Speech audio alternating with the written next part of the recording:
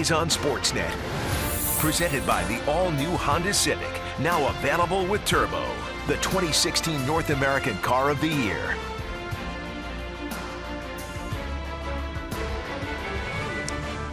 Welcome to St. Petersburg, Florida, where the Blue Jays will play Game 2 of this 3-game series. The Blue Jays won last night, riding the long ball. They won 6-1. They hit 4 home runs on Friday night, and they were swinging the hot bats. Only 7 hits in the ball game, but John Gibbons saw the big bats come out. Michael Saunders, of course, had the 2 home run game. Let's take a look at the lineup for John Gibbons tonight. Still a couple of games under 500, third in the AL East. Michael Saunders over his last 12 games, hitting .367, 10 extra base hits, and 5 RBIs for Saunders, including a 2 home run game last night. Kevin Pillar over his last 11 games has really started to swing the bat much better. .341 average, 3 RBIs, and he's scored 4 runs. You notice Josh Tolley in the lineup tonight, catching. Russell Martin given the night off. He'll play tomorrow. They will face Chris Archer, who lost his first 4 starts before beating Baltimore by limiting them to just 5 hits while pitching into the 7th inning and striking out 10. The Blue Jays faced Chris Archer on opening day and beat him, although he did strike out 12 Blue Jays in 5 innings of work. After starting his career 5-1 versus Toronto, he has lost 3 out of his last 4 starts to the Blue Jays. There are his numbers to his 5 starts this season. Defensively, the Rays will have a little bit different look than we are used to. Desmond Jennings is back in left field. He did not play in the game last night. Kevin Kiermaier, he's a fixture in center. Brandon Geyer played last night in left field. He's in right tonight. Longoria, Tim Beckham gets the start at shortstop. Logan Foresight and Steve Pearce with the left-hander on the mound. Beckham and Pearce in the lineup. And Kurt Casale back behind the plate for Chris Archer. And Beckham is a smooth shortstop. He was a former first overall round draft pick in 2008. He has made some starts at second base. This is only his 5th start at shortstop. And he will play shortstop when there is a left-hander on the mound. He's got some power in that bat also. Well, Michael Saunders, we mentioned his 2 home run game last night. He's really gotten off to a great start in this season. He's healthy again after a disappointing season a year ago dealing with injuries. And he's really swinging the bat well here in the month of April. Take a look at Michael Saunders and his strong start. A couple of years ago in Seattle, he had 37 at-bats, hit .243. And then last year in 14, 194 in his first year. In Toronto, he was hurt, but this year, Patty's off to a great start. Yeah, and all players want to get off to a good start. You notice those few at-bats he had, 36 and 37. Well, he's had 71 at-bats already with a .324 batting average. And I asked him, you know, what's different about this year? And he said, I made a slight adjustment with my hands. I moved them back. My trigger is a lot better. He says he's just gained experience. He's had success, and that breeds a lot of confidence. And he says, I know I can play and hit at the major league level. So Michael Saunders hitting in that leadoff spot, doing a terrific job for the Blue Jays. Here's the first pitch of the game from Chris Archer. It's upstairs, and we are underway. 6-10. We saw the numbers for Chris Archer. Paid no attention to those numbers, that 1-4 record. He is still one of the elite pitchers in the American League. Archer was acquired in a trade for Matt Garza from the Chicago Cubs, and he was originally drafted by the Cleveland Indians. He was a young guy with a lot of talent, but really didn't get his feet on the ground until he arrived here in Tampa Bay. And you know who his minor league coordinator was? The Blue Jays general manager Ross Atkins was running the minor leagues when he was there. Ground ball pulled to first. Steve Pearce waves off the pitcher, and Saunders is retired, 1 down. And I asked Ross, I said, tell me something about Chris Archer. He said, you know what, he was just a young kid when he was in the farm system with the Cleveland Indians. He just hadn't really fulfilled his potential. You could tell that the potential was there. They just weren't real sure that it would come to fruition, but it has. Archer's now 27 years old, and he's one of the real outstanding young personalities in the major leagues, always anxious to give his time for generous causes. This is Josh Donaldson. He homered last night. His 8th home run. That ties him with Robinson Cano for the lead in the American League. Josh is sporting this new hairdo that was all over the internet during batting practice. Tell you what, The way he hit that ball last night, I don't know if I would have changed anything. Would you? That's a good point. That thing was headed for Tampa. 2-0. Archer behind Donaldson. Perfect pitch on a 2-0 count, down and away. Yeah, you are looking for something in that you can do some damage, especially early in the ball game against Chris Archer. That one was painted on the outside corner. So you just take it. Well, we were talking about the home run and not changing anything. It's a high fastball from Drew Smyly, and he gets all of this. I was talking to Brooke Jacoby before the game. He said, I really would have liked to have seen that ball, how far it would have gone if it did not hit that C-ring here at Tropicana Field. That thing was still rising as it was leaving the ballpark. Donaldson has had a terrific start to his season with 8 home runs, 8 doubles, and 20 ribbies. Batting .298. He takes it down and away for ball 4. You know, the problems that Archer has had against the Blue Jays over his last few starts, told you he has lost 3 out of his last 4 starts. He hasn't had that great wipeout slider that we saw early in his career versus the Blue Jays. He just has not been able to throw it for strikes. That time he tried to throw it 3-2 and missed badly. Jose Bautista was 5 for 34 against Archer going head to head. You mentioned that slider. That's always been his bread and butter pitch. He uses that very confidently, but so far this season he hasn't had that same bite on it. No, and he hasn't been able to throw it where he needs to. In fact, hitters are hitting over 300 against that slider. That ball got away from him. There was some late sail on that fastball. You can see the look in Jose Bautista's face, saying, like, what the heck was that? It was almost like a cutter. At 94. 0-2, 1 out. Donaldson takes his lead at first. Down in the dirt. I think the Blue Jays have a pretty good idea. They're going to lay off that slider early in this game. They're going to force him to throw it for strikes. The velocity last year averaged almost 88 miles an hour on that slider, and it's got great vertical break to it. And right now they are going to force him to throw it for some called strikes. Bautista may have gotten a slider there, and he fouls it off with 2 strikes. There it is, 88 miles an hour. That was a slider.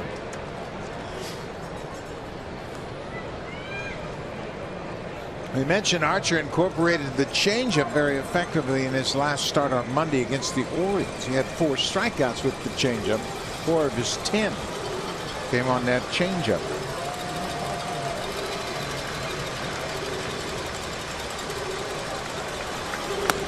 Upstairs. You know, when you talk about that changeup, Jim Hickey talked about him before the season started, about Archer taking a big step last year with his fastball command. He said he also took a big step with the changeup, trying to incorporate it just a little bit more into what he does. Fly ball into center. Kiermaier has room. Now he's coming back in. He got fooled a little bit by the swing, and the umpire at third calls Bautista out. Mark Ripperger going out into the outfield made the call immediately, and Bautista's perplexed as he stands at first. Kiermaier dropped the ball, and the third base umpire, his responsibility is to rotate out into the outfield and make the call. Bautista is not going to get off the base. Joe West, the home plate umpire, looking into the Blue Jays dugout, asking if he wants to appeal that, and he's saying, Joe West is saying he's out. This is your Gold Glove center fielder, and he reads that Donaldson is tagging up at first base. I think Kiermaier initially was fooled by the swing and the ball off the bat from Bautista, broke back, and then had to come in and then hurry his throw when he heard that Donaldson was tagging up. Kevin Cash is now going to come out and talk to the crew chief. This is kind of interesting. What could he be asking Joe West?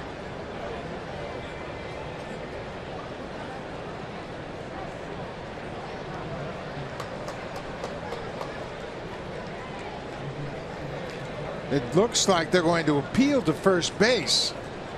That he left early. Archer's going to go to first base, and he at first base umpire Tom Hallion waves the appeal off. It's safe, and Donaldson now at second base with 2 outs for Edwin Encarnacion. What an interesting first inning. But you're right. Kiermaier got fooled by the swing, and the ball was hit off the end of the bat. He had to recover and come back in quickly. Scrambled back in to make that catch, and then hurried his throw once he found out Donaldson was tagging up. And let's give Josh Donaldson some credit there. That was a medium fly ball to center field against the Gold Glove center fielder, and he's able to pick up 90 feet. And it's an air charge to Kiermaier, of course, because that allows Donaldson to advance once he dropped that ball.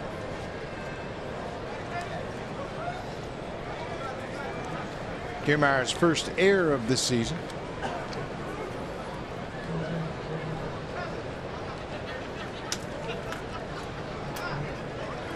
Edwin Encarnacion, he has 3 career home runs against Chris Archer. Let's take a look one more time of Josh Donaldson. He reads it off the bat. It's a fly ball to center field, and he's saying, okay, you know what, I'm going to try and pick up an extra base. He tags up, and now you see him come off, and then he reads the play, and what he read was he dropped the baseball, and he's able to move up. Encarnacion takes it inside. It's 2 balls and a strike. I think that last pitch was a changeup. It was 88 miles an hour, and Archer used the changeup quite a bit last time out against the Orioles. He recorded 4 strikeouts with the changeup.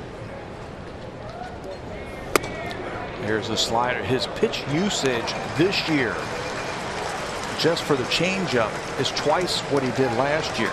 In his last start, though, his pitch usage for the changeup was 21.5%. 20% of the time he started incorporating that changeup just a little bit more. Fly ball into right. Geyer is moving over just in front of the warning track, makes the catch, and the Blue Jays are done in the top half of the first. They get a walk, strand a base runner. Chris Archer through the top of the first. When we come back, Jay Happ will take the mound.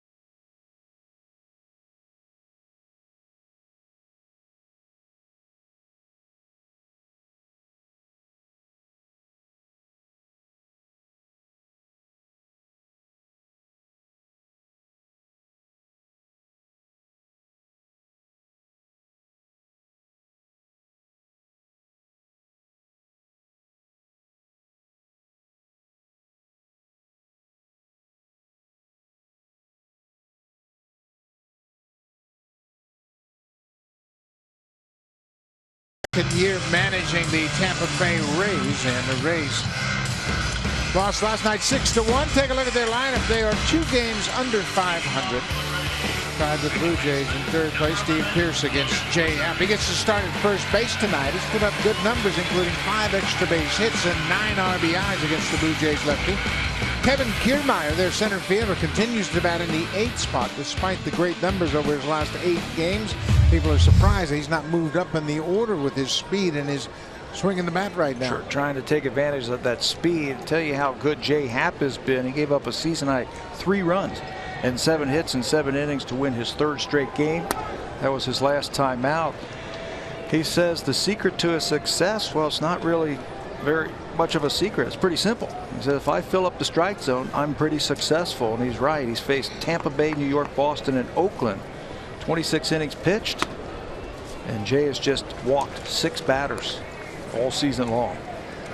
This is Logan Foresight in the leadoff spot. Foresight with 2 hits in 4 trips to the plate last night. He hit his 8th double in that ball game. He is doing what the Rays need. Giving some offense from the top of that lineup. Donaldson had that kick off his glove. And Forsythe reaches. I think Josh got fooled a little bit. Looked like he expected it to be right in the palm of his glove, and he had to kick off the heel of his glove, very similar to a play in last night's game. He had a play exactly like that to his left. He was saying in spring training the one play that gives him problems is the ball to his left. Last night it kicked up and off of the thumb of the glove. That time it looked like it stayed down as he goes to reach for it. No, that one too, right off the glove, right off the thumb. Exactly like last night's. Looked like he didn't get the glove open. You can see him looking at his glove in surprise. It's a base hit for Logan Forsythe. Brandon Geyer. He got the start last night against the right-hander and finished up 2 for 4. Ground ball. This should be 2. Tulowitzki to Goins. It is a double play. The defense has really been good on the infield, and Tulowitzki and Goins have turned out to be a terrific double play combination, and Jay Happ gets another good play behind him. Well, when you're throwing strikes and you're working quickly, you're going to get your share of ground ball outs. Jay Happ had 8 ground balls in his last start in those 7 innings versus Oakland. He comes right back after the hit. Throw that little sinker, hits it right to Tulowitzki. Tailor-made double play, 6-4-3. Double play groundouts this season. Jay Happ has induced 8 of them. Just Martin Perez of the Rangers ahead of Jay Happ in that department. So this is Evan Longoria, exactly how you want to face Longoria. Nobody on and 2 outs. Longoria was 0 for 4 with a couple of strikeouts in last night's game.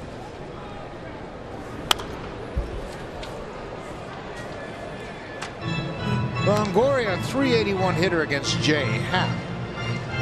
He is 8 for 21 against the Blue Jays lefty. Longoria is off to a bit of a slow start, batting .231 at the start of play tonight.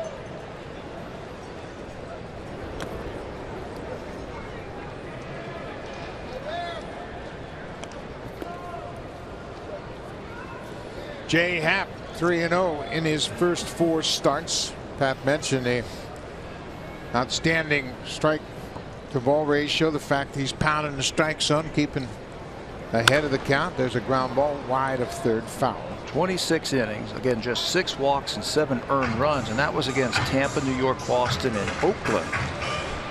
And he said something to me really interesting in spring training about using his 2-seamer, that the ball is sinking more, so I'm going to get more ground ball outs.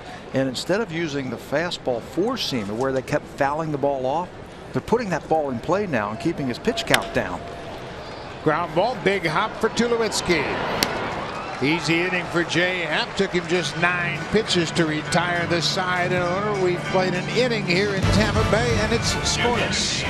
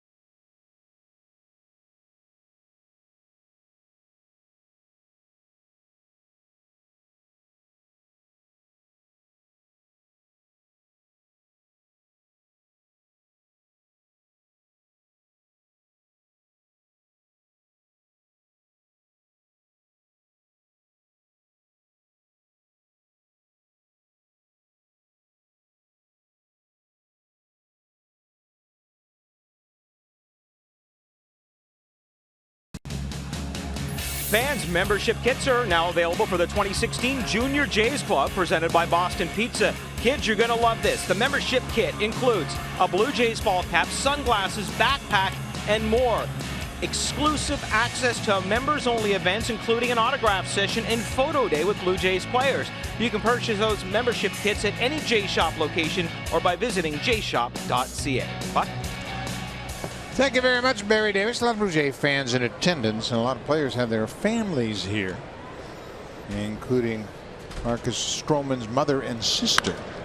Tulowitzki hits it high and deep to left up near that ring, and this ball is going to be caught right in front of the fence by Desmond Jennings.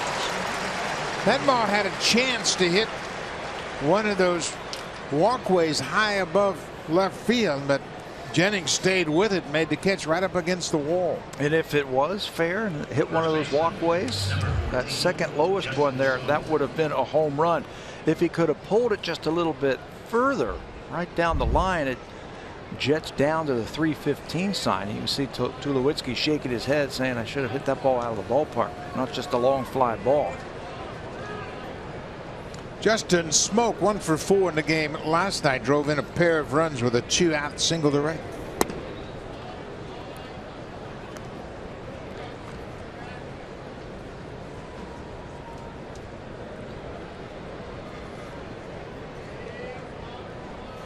Smoke's had some success against Chris Archer. He has a home run, and he's batting .316. He's 6 for 19 against Chris Archer. You know, if you can get yourself into a fastball count, Archer, he'll challenge you with his fastball.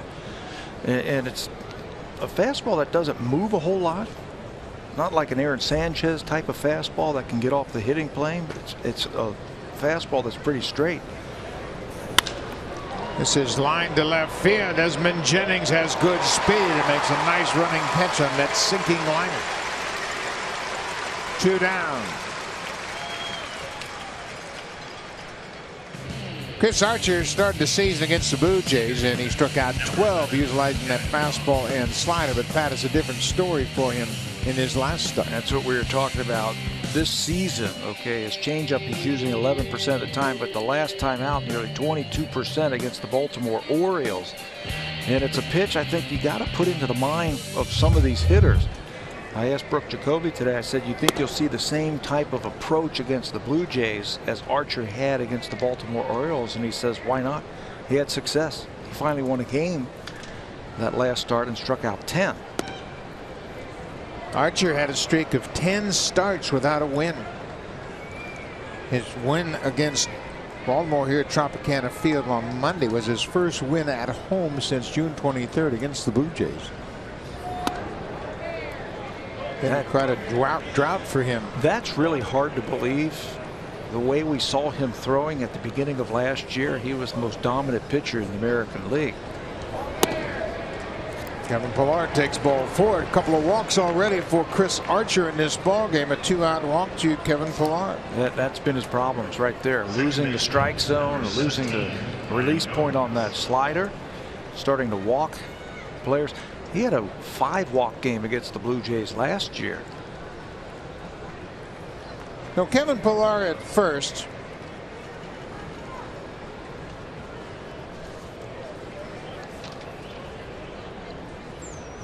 Pillar is 2 for 2 in stolen bases, and Archer's aware of that. Well, he's not ready to steal. He's got to get the sliding pad on. What he's doing right there, that wrist guard. So your wrist is protected when you hit the dirt. He's trying to bluff a throw over there from Archer.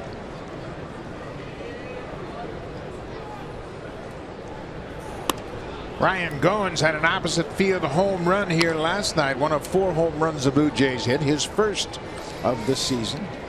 That was a good sign. For him to be able to hit the ball that far the other way is a good sign. They're trying to get him to slow down just a little bit and get that bat on your shoulder and just swing the bat like you did last year, where you took what the pitchers gave you. Sometimes you want to try to improve and you want to do a little bit more than what you did. You know, he hit 290 last year in the second half of the season to get that average up to 250.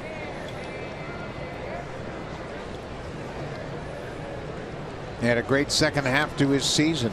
I'll take 290. You bet. There's that changeup. This one misses 85 miles an hour with the changeup. Archer's struggling to find the strike zone.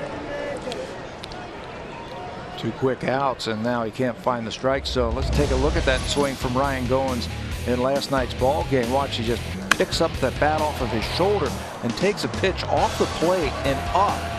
That's a good sign that you're not popping that ball up. That means you're staying through it and you're staying on top of it, and you're leveraging the ball to left field instead of getting underneath it.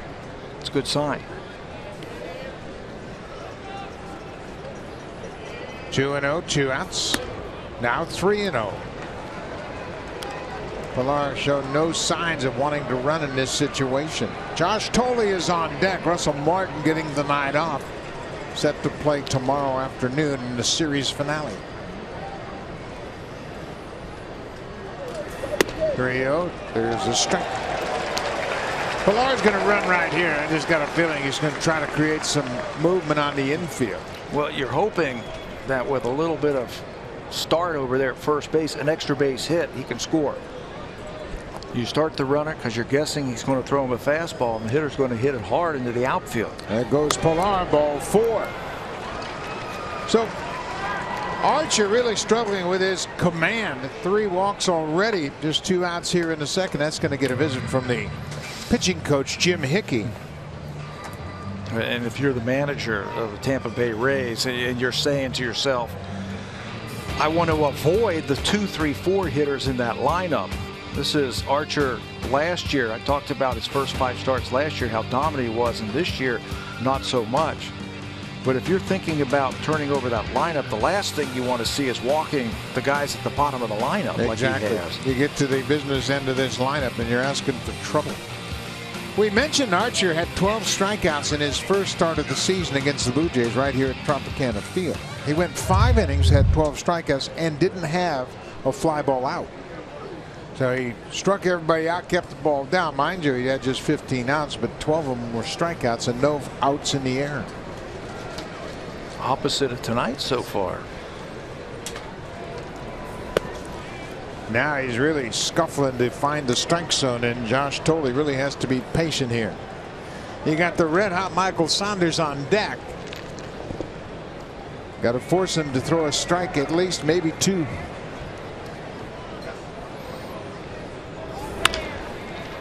Ground ball to first. Pierce will flip to Archer, and he's out of the inning. The Blue Jays leave a pair aboard without benefit of a hit. Chris Archer battling his command early in this ball game.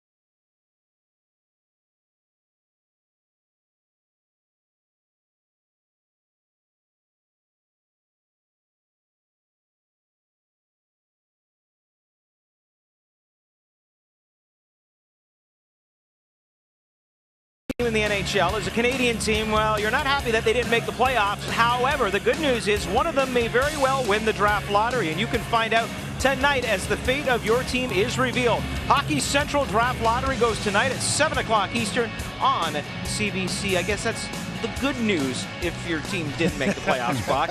Gotta shine a silver lining on it. Yeah, that's a way to look at the bright side of things, Barry Davis. The kid's out in right center field enjoying the Ray tank. As you see the Rays swimming around him. This is Steve Pearce. He gets a start tonight at first base. He's a right-handed bat, obviously, and he's put up good numbers against Jay Happ in his career. Yeah, be careful with this guy. He's a good fastball hitter. And his numbers against Jay Happ show that. For his career, batting .360, 4.8 hits in 22 at-bats with 9 RBIs. And 3 career home runs against the Jays lefty. Well, there's no question that Jay Happ's going to feed you a fastball. He'll cut it if he has to. He'll sink it if he has to. But he says now that the biggest difference between him this year and a couple of years ago is his ability to throw fastballs both sides of the plate. He knocks it down, and he'll recover in time to throw out Steve Pearce. Of course, every time Jay Happ gets one coming back to the mound, he has to have a little bit of flashback to what happened here a couple of years ago, and Josh Tolley probably out there to help him regroup a little bit. Of course, a couple of years ago he was hitting the head, and take a look at this comebacker down around his feet. He knocks it down, he's not sure where it is, and then he's able to recover in time to throw out Pearce. I think that little kick right at the end there told him where the ball was. He kicked it by accident, and he knew it was right at his feet, picked it up and threw him out. That was a perfect example of what I was talking about being able to hit both sides of the plate. That fastball was down and away. An excellent 2-1 pitch. This is Steven Souza Jr., who tonight is the DH for Tampa Bay. Souza has hit one of 2 home runs that Happ has allowed this season. Part of a 2 home run game that Souza had against the Blue Jays in the first series of the season. He beat him with that high fastball, and that's his first strikeout of the night.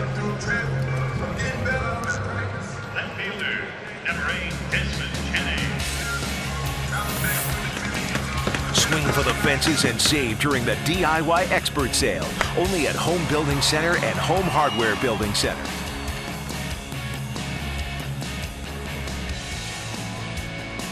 Two outs, no score in a ball game. Desmond Jennings to the plate. This is the guy that Jay Happ might have the flashbacks on, which you were just talking about, that line drive. It was this guy right here, Desmond Jennings, who hit it right back at him. May 7th, 2013. This one's a 2-hopper to Tulowitzki, and a good inning for Jay Happ. 3 up, 3 down. Just 9 pitches for Happ to retire the side in order. We played 2 complete here in Tampa Bay. Still no score.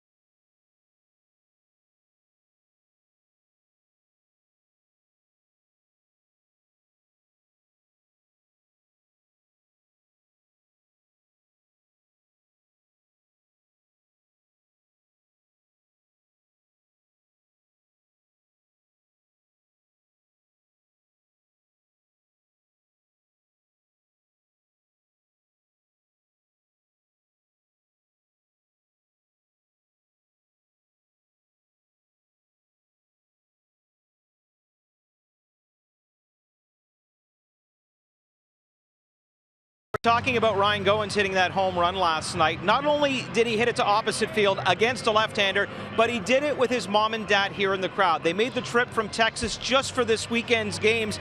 I had a chance to speak to both of them. They were absolutely thrilled they had a chance to see it. They knew that Ryan had been going through some struggles at the plate. But talking to Ryan today, one of the things he told me is, unlike previous years, he doesn't necessarily look at 0 for 3, 0 for 4. He looks at bats. He knows he's been making some great contact lately, and sometimes he just gets simply baseballed, hitting balls directly at people, not finding holes. He knew if he stuck with his game plan, it was eventually going to happen, and we saw exactly what happens when he does make contact, and it does not go directly to one of the outfielders. Buck? Barry Davis, that's a very good approach of the way you should play ball, but not many people can do that. When they're hitting the ball hard, they want to see results. You know what helps? He's played in the big leagues now for a couple of years. Yeah. You know, and you're in the big leagues, and you know that you can do it. You've had success, and a couple of offers are not going to wear you down to the fact that you're worried about getting sent back down. He's not going anywhere. No, he's a very big part of this ball club. Ryan turned 28 in February. Michael Saunders cuts on and misses that slider from Chris Archer. Archer has walked 3 so far in this game. Blue Jays don't have a hit.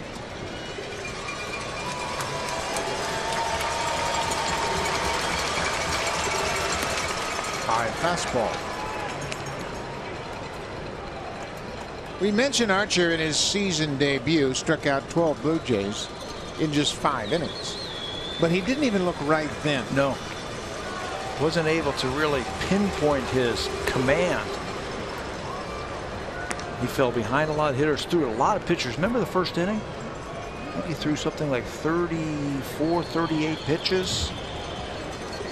You see his line from that game: 5 innings, 5 hits. He was matched up against Marcus Stroman. There's strike 3 right down in Broadway. One out. Let's check in with Jamie Campbell. Number 20, third baseman, Josh Donaldson.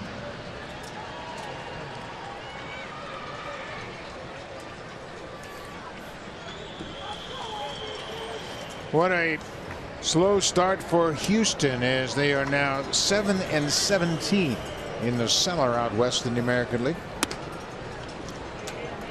And they are really digging a deep hole for themselves here early in the season. That started, I think, Buck, last year in the playoffs. That is tough for a young team to overcome what happened to them against Kansas City. They had the series in hand, and then they saw it just slip through their fingers. They slipped now to 3-11 on the road this year. Tough start. Josh Donaldson takes one outside. It's 2 balls and a strike to the Blue Jays' third baseman.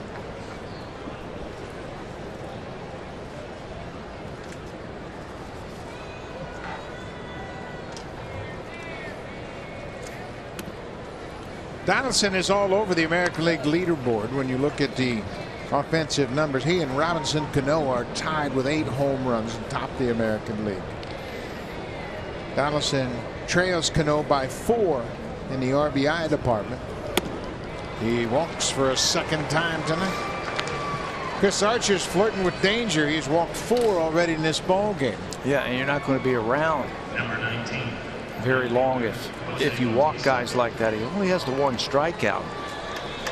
Here's Donaldson over at first base. Last time up, we showed you that his April this year is better than the April that he had last year when he won the MVP. Jim Hickey breaking down the struggles of Chris Archer to the manager, Kevin Cash. Cash was a catcher in his playing days, and a very good one. So they speak the same language.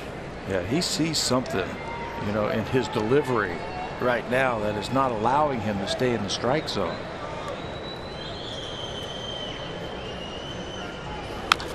Bautista fouls it off his left foot. That looked like a changeup. I don't care who you are, how much success you have had, you're always trying to improve things. You see that looked like it hit the instep on that left foot. But Archer's had success in the past, but now incorporating that changeup gives hitters a new look.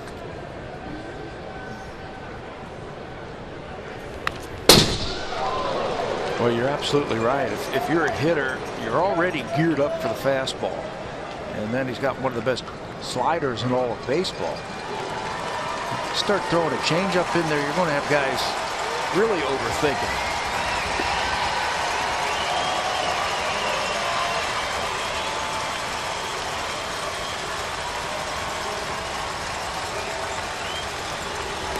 Ball in the dirt. That looked like a changeup. May have been a backup slider. He hadn't had a good slider. No. It's not a snapping breaking ball like we've seen from Archer in the past. It just kind of moseys over away from the right-handed hitters. Pulling it off the plate also. Bautista takes a close one. Tom Hallion, the veteran down at first base, waves off the appeal, and Edwin Encarnacion stands on deck. Full count, 1 out. Donaldson at first. He's been on base twice. Maybe start the runner again. Pilar was running when Goins was hitting. Donaldson not running. Bautista out in front. Hits it deep to left. Right near that corner and down. Over that low fence right up against the foul pole. Bautista keeps it fair. His 5th home run of the season gives the Blue Jays a 2-0 lead. Remember when Tulowitzki was up, and I said if he could have just pulled it just a little bit more down that line, because it gets very shallow if you can get it down that line. And that's exactly what Bautista did. He didn't get fooled on that off-speed pitch. Stayed back just enough, long enough, kept the hands back long enough, and then he's able to elevate that baseball and hit it in a good spot for the home run. Home run number 5. RBI is 17 and 18 for the right fielder. Blue Jays have now hit 10. There's another changeup, and this one stays over the middle of the plate. And you see how Bautista stays back long enough. He's fooled, and it looks like a one-handed type of swing because he's fooled just a little bit, but he kept his hands back long enough and kept it fair. A lot of times you'll see swings like that and the ball will hook foul. That one stayed fair, and a big home run for Bautista. First hit of the night for the Blue Jays. And you can see Bautista was really off balance, but he's strong enough to hit it out of the ballpark, and that might get Archer off that changeup for the rest of the night. It hasn't been real good for him so far, and the first hit comes on a changeup, and Bautista hits it out of the yard. Blue Jay bats starting to come alive against a team they've never really hit well against. That's the 5th home run they've hit in their last 10 innings. And the 10th against the Rays so far this season. And Chris Archer has given up 7 home runs this year.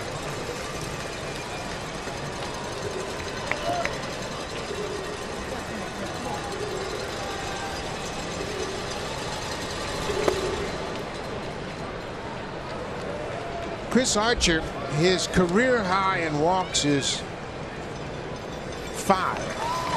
He's done that 6 times. He's walked 4 so far tonight. Encarnacion hits it to the right side of second, but Foresight is there to throw him out. 2 away here in the 3rd.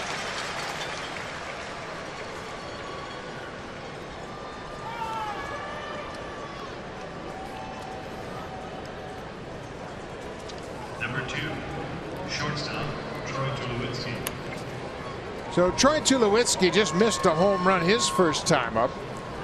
He chased Desmond Jennings, the left fielder, all the way up against the wall in left.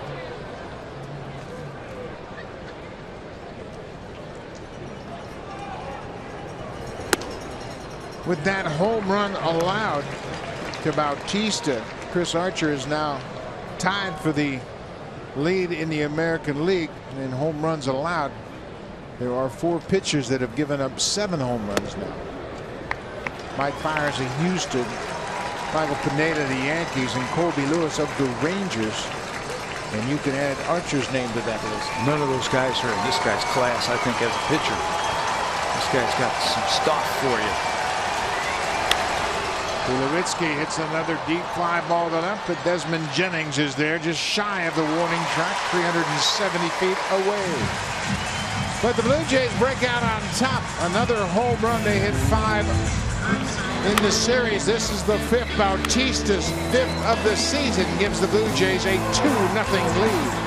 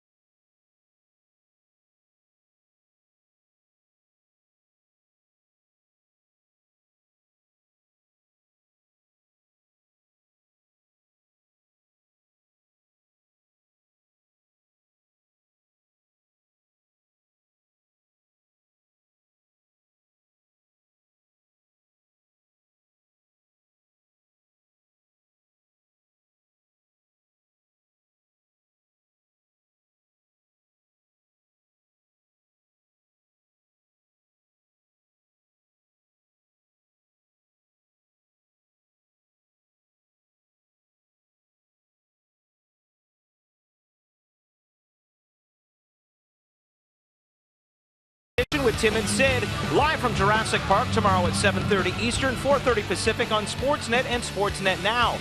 Then watch Kyle Lowry and the Raptors square off in their quest for playoff redemption as they face Paul George and the Pacers in Game 7. A Game 7 the Raptors never thought they were going to have to play, Buck. Well, it's been tough in the playoffs, but they've got their Game 7 at home, and that's what's so important. We wish them good luck. This is the shortstop, Tim Beckham, leading off the 3rd for Tampa Bay. Blue Jays have a 2-0 lead thanks to Jose Bautista's 5th home run of the season. You going to go to that Raptors game tomorrow? If we're home in time. I think there's a really good chance. I know you would like to go. I would like to go. Basketball background. I think I'll be watching it. Oh, you're not going home tomorrow. What am I thinking? I'm not going to Toronto tomorrow. That's right. You're going home. Home. But I'll be watching it in the airport, so go Raptors. You mean I have to work next week? Yep. Wow. Forgot about that. You were getting pretty heavy there, big guy. Back to the old drawing board. 1-2, Jay Happ to Tim Beckham. Strike 3 call. Happ with another strikeout. That's 2 so far. Jay Happ re-signed with the Blue Jays, a nice 3-year contract, and he turned things around once he got to Pittsburgh. He started out the season in Seattle. He got to Pittsburgh, and things really started to click. Look what he has done over his last 14 starts dating back to last year. The earned run average sparkling 169. He's kept the ball in the ballpark, just 5 home runs. Opponent's batting average 220, and that all goes back to commanding the strike zone, being able to throw fastballs on both sides of the plate, changing speeds, use that little cup fastball that he has, change up, turn the ball over. He's one of those left-handed pitchers who have just matured, I guess you will, a little bit later than other guys. He's a different pitcher than the one we saw the first time around with the Blue Jays. You know what? It's really interesting, but historically, you can say that about a lot of lefties. They come into their better years later for some reason than a lot of right-handers. Think about Jamie Moyer. Think about Warren Spahn. Of course, Warren Spahn had to deal with World War II. He was away to represent his country, but a lot of left-handers takes them a while to get things together. Sandy Koufax, Randy Johnson. Now, we're not putting Jay Happ in those categories. Those are just some of the guys out. Leiter was like that. Really blossomed late. One of the things that Jay was telling me that seems to have really helped him is he's not thinking so much on the mound. He's getting the ball and he's throwing it at a very good pace. He's trying to work quicker and trusting his stuff. And you're right. You can see it on the mound. Happ really kind of sorts his thoughts out very quickly. He's anxious to deliver the next pitch, working with Josh Thole tonight. But that keeps the infielders engaged, keeps everybody on the field focused on each pitch. Kiermaier with speed will take the 1-out walk.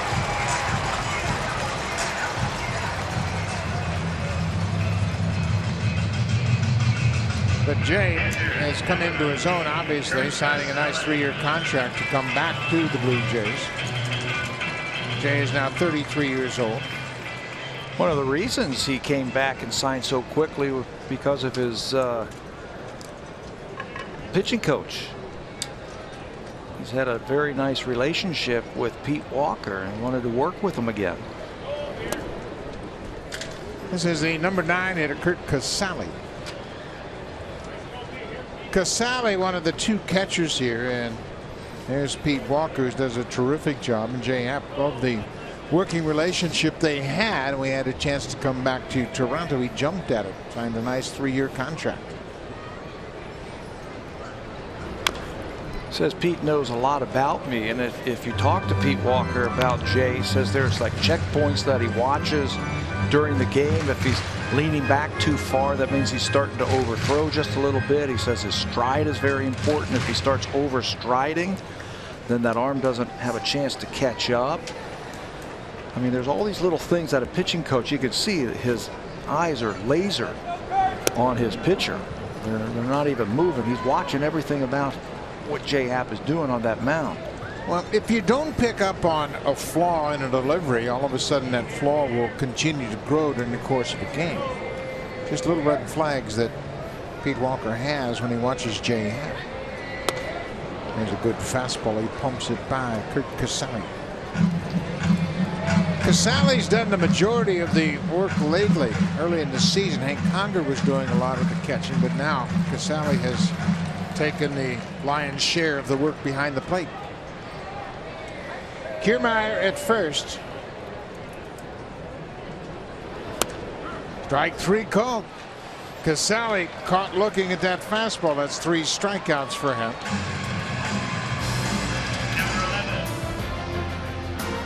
It's time to convert your big outdoor tasks into short, effortless work.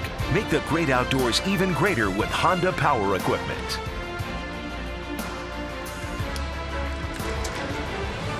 Two down, back to the top of the order. Logan Foresight had an infield hit.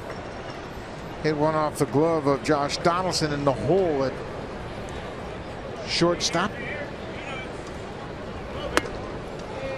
Boy, Happ pitching with a lot of confidence. He pours that first pitch in there for a strike. Yeah, it's just 92 miles an hour, which today is just an average fastball, but he can get it on the inside corner. That ball really snuck up on Logan Foresight.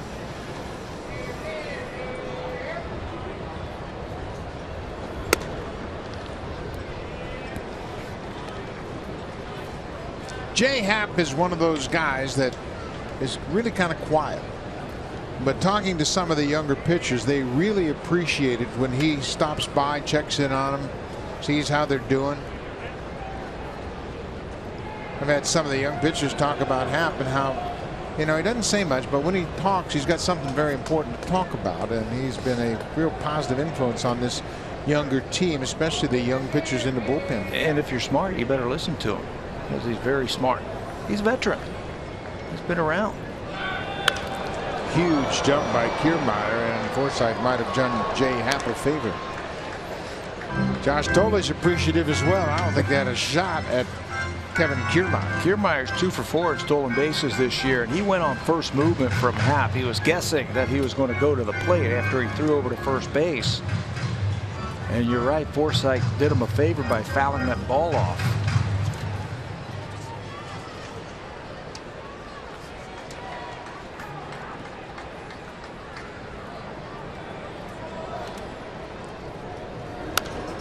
Good pitch, ties up Foresight.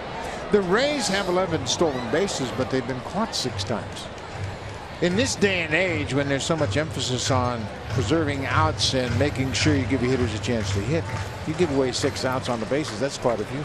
Well, especially if you don't have the power that you were hoping for. The Rays don't have as much power as they were hoping for. Longoria's got 3 and Souza's got 5 home runs. No chance for Tolle. That ball was in the dirt. He blocks it, and Kiermaier slides in safely with his 3rd stolen base. I'll tell you what, he hit second base hard, the dirt. There wasn't going to be a play at all. Kiermaier very fast, goes on the first movement. He's got his head down. Watch him hit the dirt. I mean, he hit that thing hard. Ryan Goins did the right thing. You just kind of get out of the way and you tell that runner that there's not going to be a throw, but he elects to dive into the bag and hit the dirt hard. 2-2, 2 outs for Foresight. He fouls it off Tolle's mask. This field looks a lot like the field now at Rogers Center with the dirt infield. It looks very similar, but it's quite a bit different because they didn't dig out the infield dirt portion the same way they did at Rogers Center. So it's a very hard surface, and there's not a whole lot of dirt there. When they did it at Rogers Center, they did it right. They cut up the concrete, they went down about 2 feet and built up gravel, layer, dirt, and sand, and now they have clay on top, and it's a good infield. This one, you hear infielders complaining about a lot. It's too fast and too hard. From what I've heard, the dirt portion of the infield is about half as deep as Rogers Center. There's a base hit into center. Kiermaier is going to come around and score. And here goes Forsythe to second. He does a great job running with his head up once that ball got away from Kevin Pillar in center. Forsythe ends up at second. It's a hit in the air. Air charge to Pillar. His first of the season. And that speed of Kiermaier pays off. Really no chance to get this play. Kevin Pillar came in charging like he was going to get a play at the plate. But really, he should have just laid back. You are not going to get Kiermaier at the plate. He just runs too well. Lay back, catch the ball on a hop, and then get the ball into second base. Foresight running with his head up. Sees that ball is booted out there in center field off the short hop, and he moves into scoring position.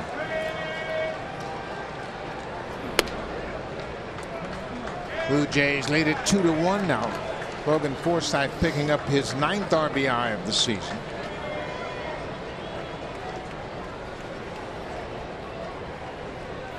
Another 2-out run scored by Tampa Bay. They've done a good job of cashing in late. Lined and speared by Tulowitzki. That was another run for sure, but denied by the Blue Jays shortstop as he stayed with it. Brandon Guyer hit it hard. But Jay Happ maintains his lead. This looked like a sure single to left until Tulowitzki speared it for the out. 2-1 Blue Jays.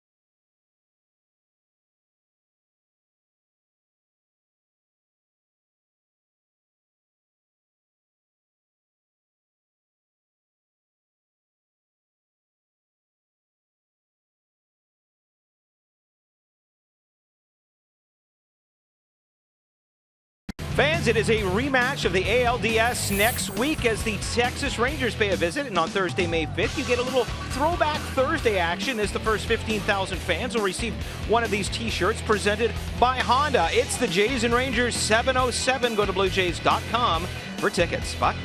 Should be a nice rematch of those two teams that met up in the ALDS a year ago. As you recall, Texas had a 2-0 lead. Going home. Up 2-0. And the Blue Jays gutted it out to that epic Game 5 back at Rogers Center. Justin Smoke pops it up. Longoria over near the foul line makes the catch in fair territory, and that's the first down. At the top of the fourth.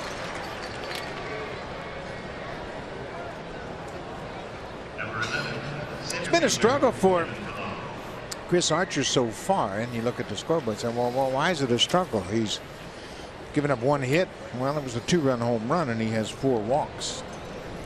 He's fortunate it hasn't been worse than a 2-1 ball game. And just 1 strikeout. When he is on, he is pounding that strike zone. A lot of fastballs, hard sliders. This is a lot like, excuse me, Buck, his first start of the season minus the strikeouts. If you remember that, 34 pitches in the first inning. Wasn't really sharp. Couldn't get his slider over. And he was gone after 5 innings.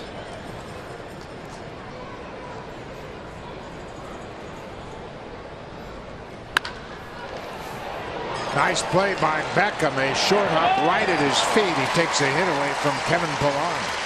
That was such a short hop. It was right near his feet when it hit the dirt for the first time. Thought it was going to knock him down, but he stayed on his feet and showed off why he was the first pick in the draft, showing off some athletic talent right here. This ball doesn't even handcuff him. He takes his time and then fires a strike across the infield. 2 outs for the number 8 hitter. Ryan Goins. He walked his first time up, one of the 4 walks that Archer has issued.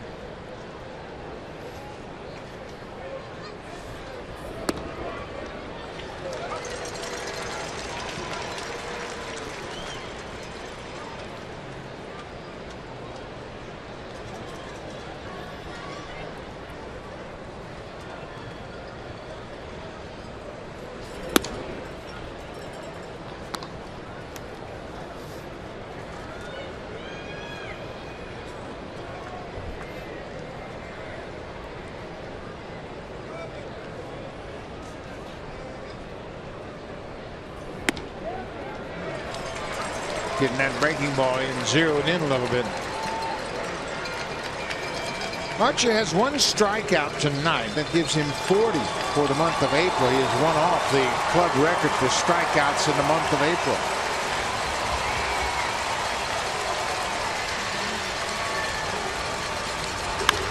We were saying last night that we like his chances if all he has to do is get 3, as long as he remained healthy. I don't know. Blue Jays have put up some pretty tough at-bats against him. It's almost like they're saying, I'm going to lay off that slider until he starts throwing it for a strike.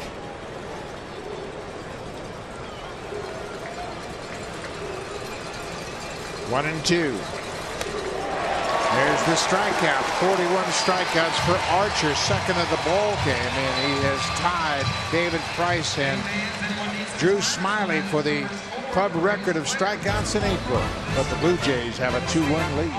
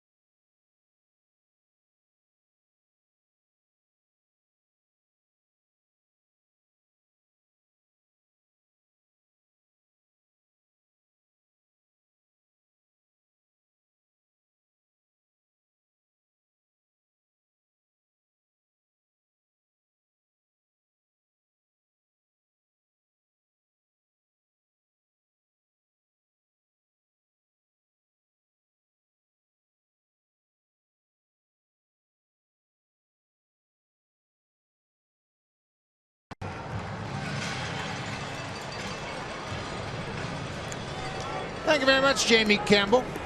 And we have a good ball game going on here. Chris Archer and Jay Happ hooked up. It's a 2-1 game. It'll be 3, 4, and 5 for Tampa Bay here in their half of the fourth. Evan Longoria, Steve Pierce, and Steven Souza Jr.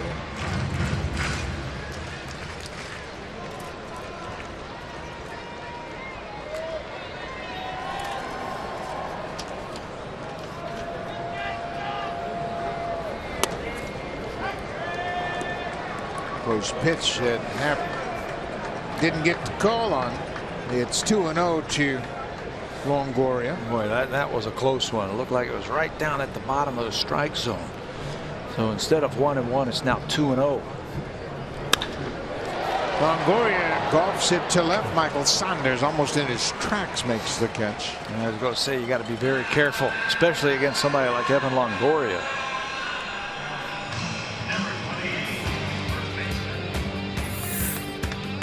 Swing for the fences and save during the DIY Expert Sale. Only at Home Building Center and Home Hardware Building Center.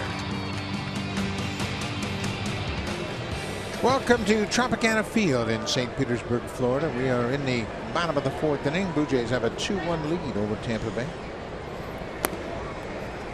Rays have been struggling to score runs.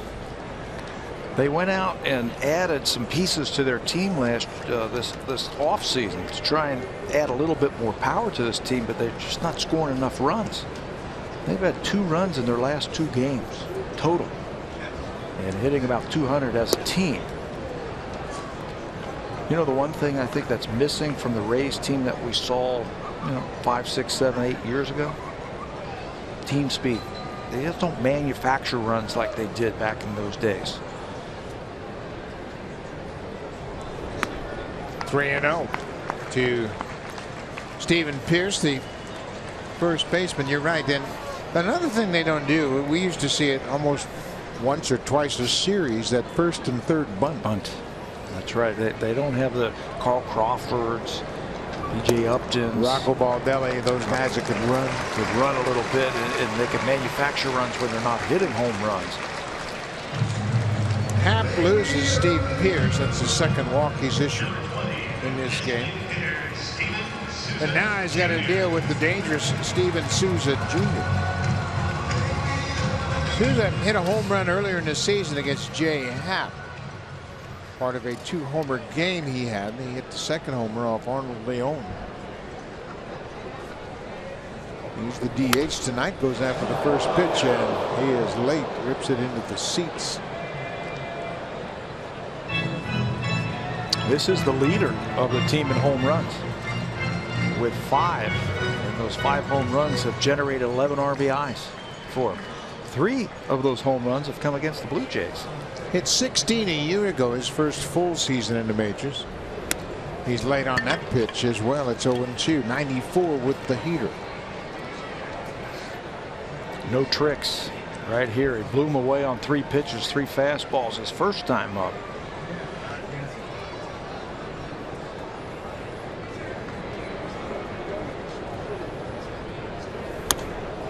And he does the same. Souza strikes out for a second time. 4 strikeouts for Happ. 2 down in the inning. Elevate that. They actually wanted that ball inside. You can see Josh Tolley set up on the inner half, but the elevation of that fastball, the rising fastball, looks so inviting to Souza. He comes up empty with that swing. 4 strikeouts now for Jay Happ.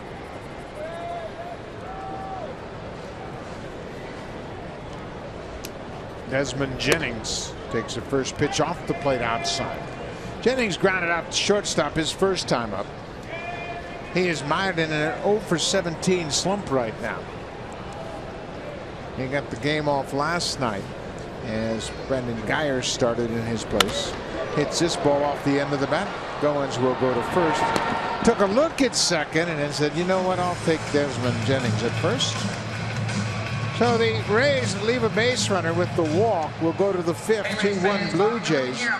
Now time for a Blue Jays Central update. Here's Jamie Campbell and Greg Zahn from the Samsung Broadcast Studio.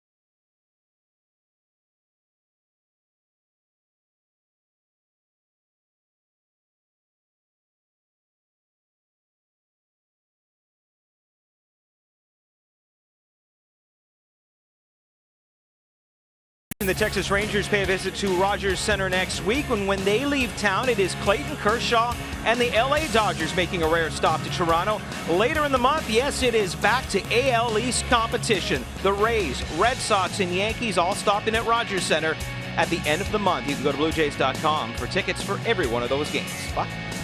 Barry, the Dodgers have Monday and Thursday off, and by my calculations, Clayton Kershaw should open up that series on Friday night, get a chance to see the Cy Young Award lefty for the Dodgers. They scrambled their rotation just a little bit for next week. Scott Kazmir and Alex Wood are now going to pitch in Tampa here on Tuesday and Wednesday.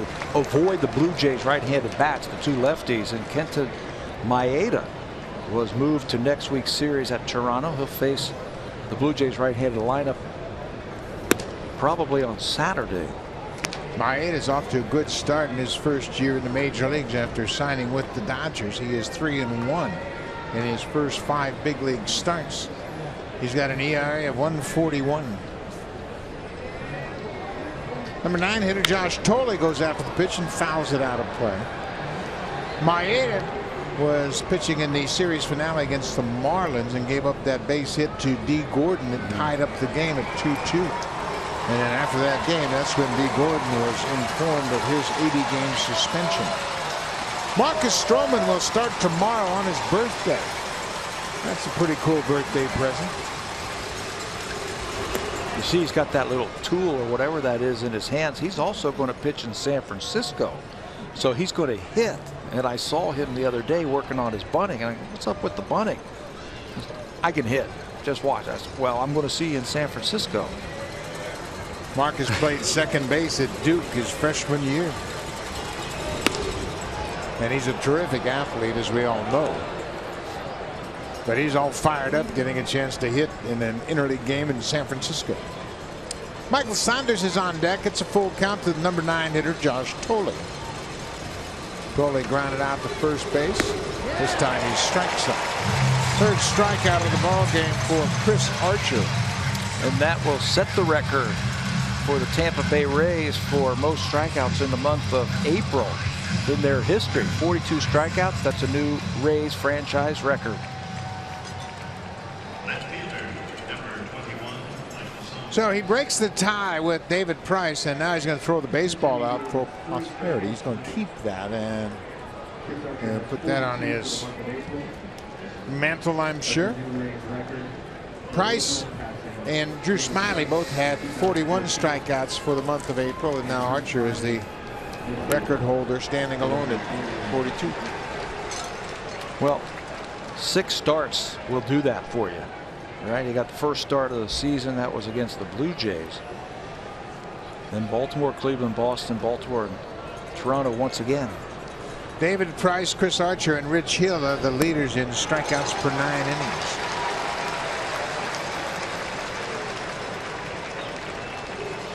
Michael Saunders has struck out. He was the first strikeout victim tonight, back in the 3rd. He's behind 0-2.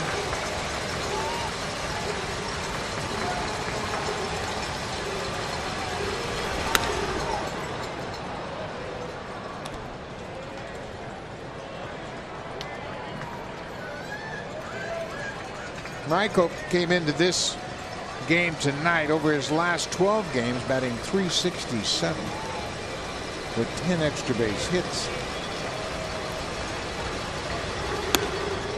I tell you, it's been a struggle for Archer. He's thrown 81 pitches now, 40 strikes and 41 balls. Blue Jays have done a good job of working him over. Jim Hickey, the pitching coach, and a very good pitching coach, on the steps of the dugout. Saunders protects that outside corner.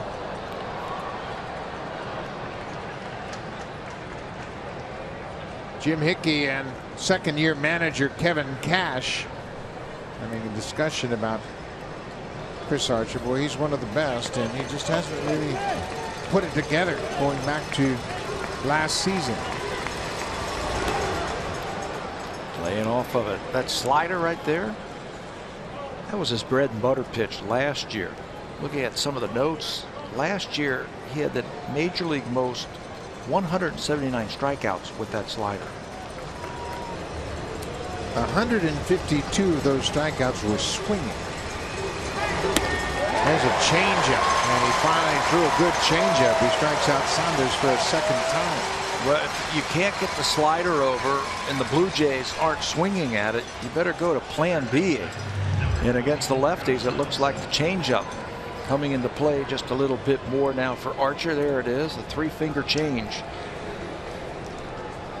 Dig it back into your fingers, throw it as hard as you can, and let the movement of the ball do the rest. 2 outs.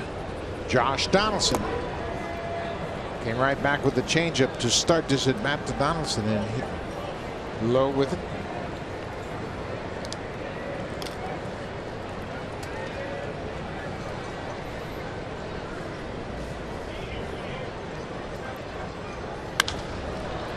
That one's going to reach the seats out of play.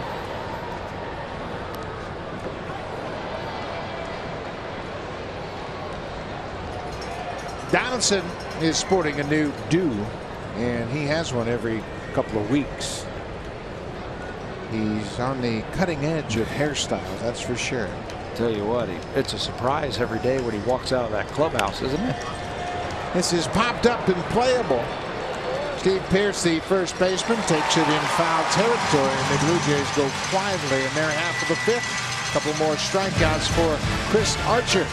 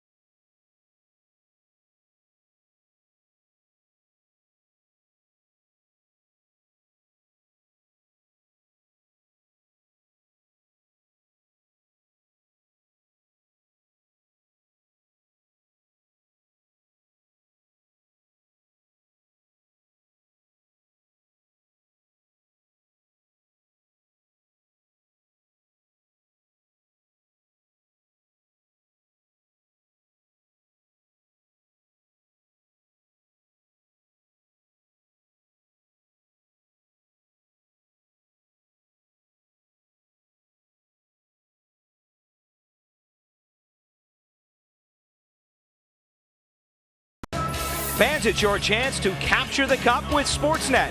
We're providing fans the opportunity to win a trip to the Stanley Cup Finals. We're giving away a pair of tickets, including flight and accommodations, inside every series of the Stanley Cup playoffs.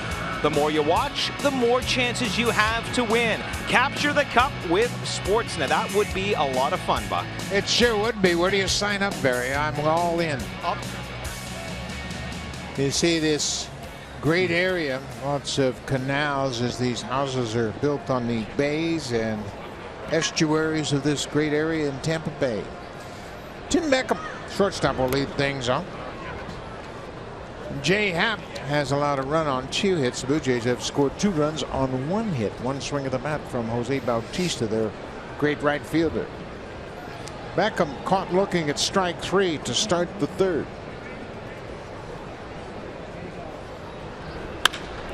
That ball is driven toward the gap, and it's going to go all the way to the wall. Beckham is around first. He's headed for second, and he's going to stop there with a leadoff double. For Beckham, that's his first extra base hit of the season. Came into this game at 158. That whole at bat was set up by the first pitch changeup for ball 1. Then Beckham can sit on fastball, and that's what he got. Right down Broadway, and he's able to split the outfielders in right center field.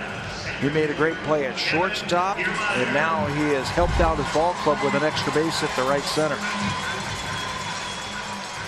Well, now the Blue Jays have to be on their toes. Kevin Kiermaier, a terrific bunter, and he's got great speed. He walked and scored the only Rays run. Smoke is on the edge of the grass at first. Same for Donaldson at third, and no signs of a bunt. I'm not suggesting he sacrifices. I'm suggesting he tries a drag bunt, gets it by the pitcher. Happ's going to fall off toward the third base foul line. And just with that threat, look at the infield, how they have to shorten up. Smoke and Donaldson on the corners, Tulowitzki and Goins in the middle of the diamond. Everybody shorten up, so a ground ball can find its way through the infield a little bit easier. Kiermaier's been swinging a hot bat over his last 8 games, a .321 average. Got 5 extra base hits during that hot stretch.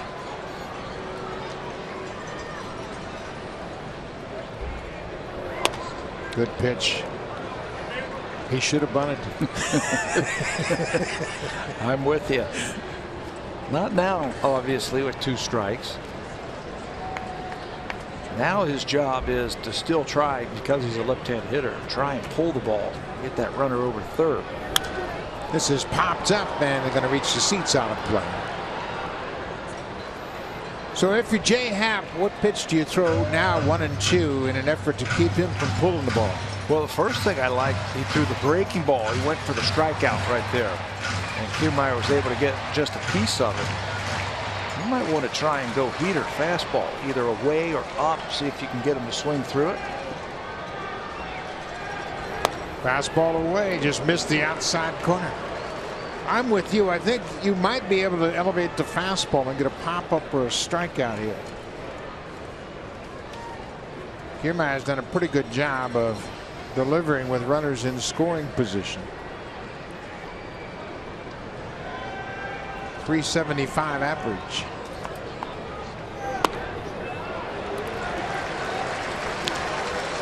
Laid off some close pitches. Yeah, putting up a fight. Kurt Casale, the catcher, is next. He's batting in the number 9 spot.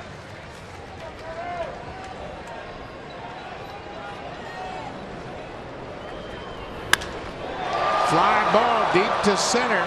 Beckham going back to second to tag. Pilar sets up, and Beckham will advance. Kiermaier does his job moving the run.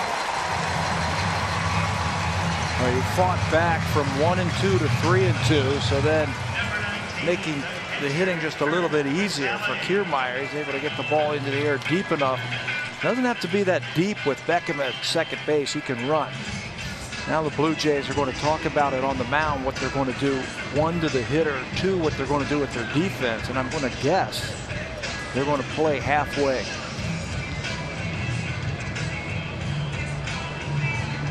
The Rays switch gears behind the plate, and they gave up on Rene Rivera, who is a terrific defender.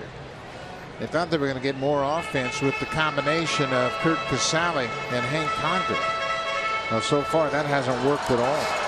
1 home run and 5 RBIs. The infield is in on the right side and halfway on the left side, respecting the power of Casale. Breaking ball in there for a strike. Tell you, keep an eye on Tim Beckham at third base. He'll tell you what the Rays are going to do. If they're going to try and steal a run, play the contact play, where he takes his lead, and how aggressive he is at third base. Who's responsible for that as far as letting the infielders know, because they have to be focused on the hitter. And they got to be focused on a ground ball, so that's where team defense comes in. If there's a ground ball, that catcher's going to let him know where to throw the ball. If he's coming home, you will hear everybody in that infield yell at home. 0-2 to Casale. Straighten him up with a fastball. Throw another one in there, right? Casale struck out his first time. Now he has struck out 23 times this season.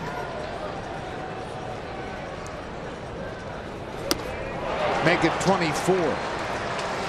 He is 1 off the team lead in that department. Only Logan Morrison has struck out more than Casale. And that's a perfect time for that strikeout. Runner on third base, less than 2 outs. Look at Josh Tolley set up on the inside. They want to jam him up so he can't extend those arms and get the ball into the outfield. Little cut fastball inside for a big strikeout. But you're not out of the woods, excuse me. Not at all with Logan Foresight. These 2 for 2 with the RBI for the Rays.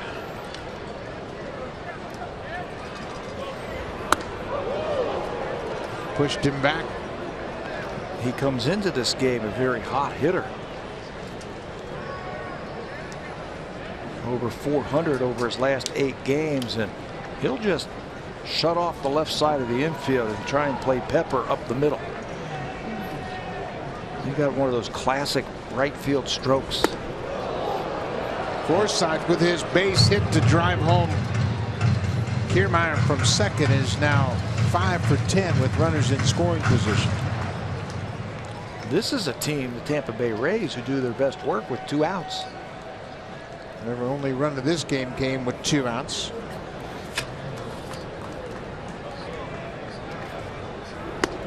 That's a good spot. Crowding. Yeah, stay right there.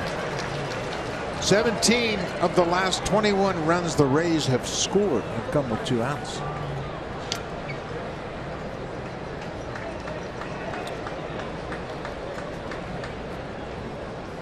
Three balls, no strikes.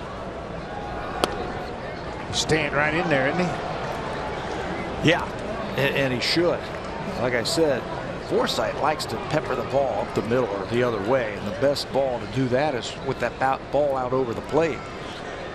Stay in there.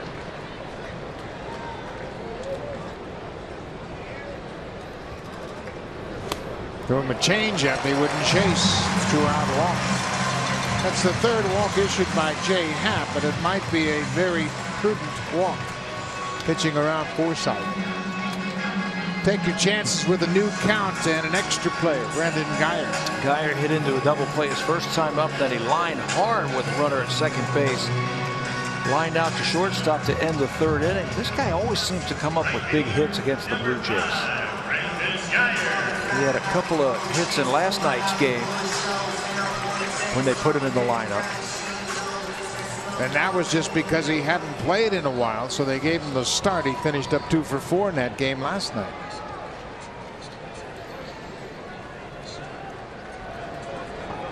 Two outs, runners at the corners. The Blue Jays trying to hold on to a 1-run lead.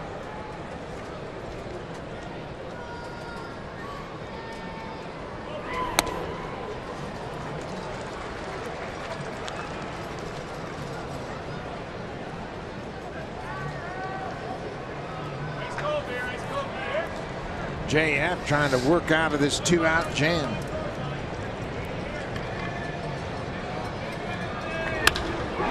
Line drive to center. Kevin Pillar is there, and Happ will leave 2 aboard.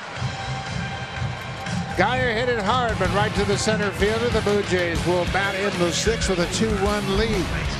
Jose Bautista will lead things off. He's homered already tonight. And Edwin Encarnacion and Troy Tulowitzki. Blue Jays lead it 2-1.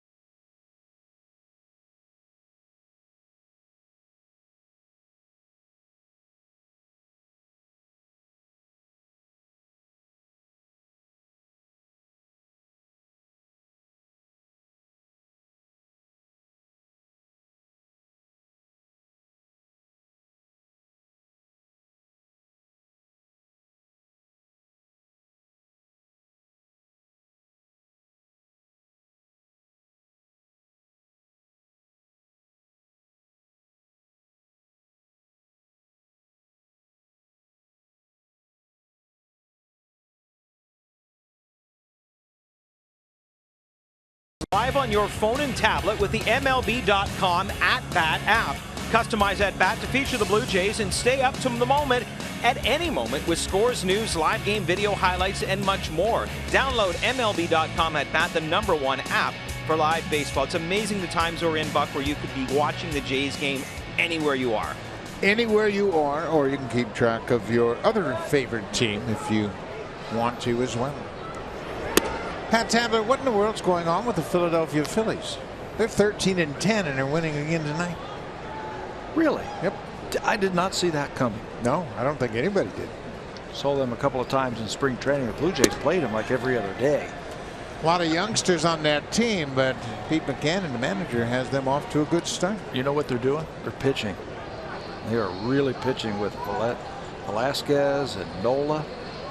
Jared Eichhoff is pitching tonight. He's throwing the ball very well. Aaron Nola is off to a good start. How about Hellickson? Well, he's a very good pitcher, former Ray that was Rookie of the Year while pitching here in Tampa Bay. Philadelphia Phillies. Who knew? 2-1 to Bautista. He went deep his first time up tonight. Excuse me, he went deep in his second at bat. He is 1 for 2. That 2-run home run came in the third.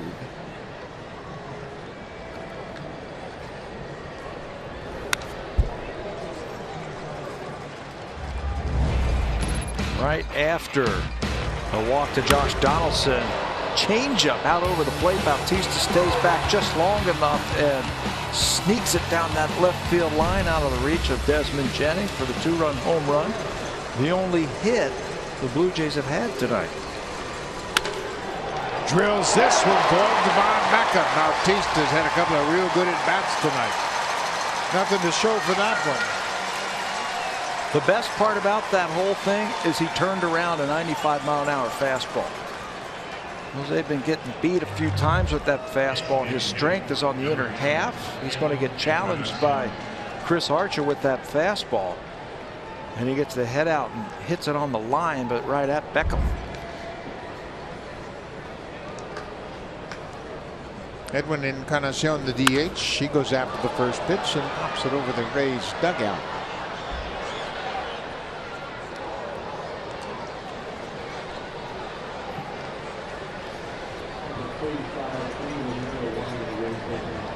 Enny Romero, the left-hander, starting to loosen up, and he has really been throwing the ball well early on.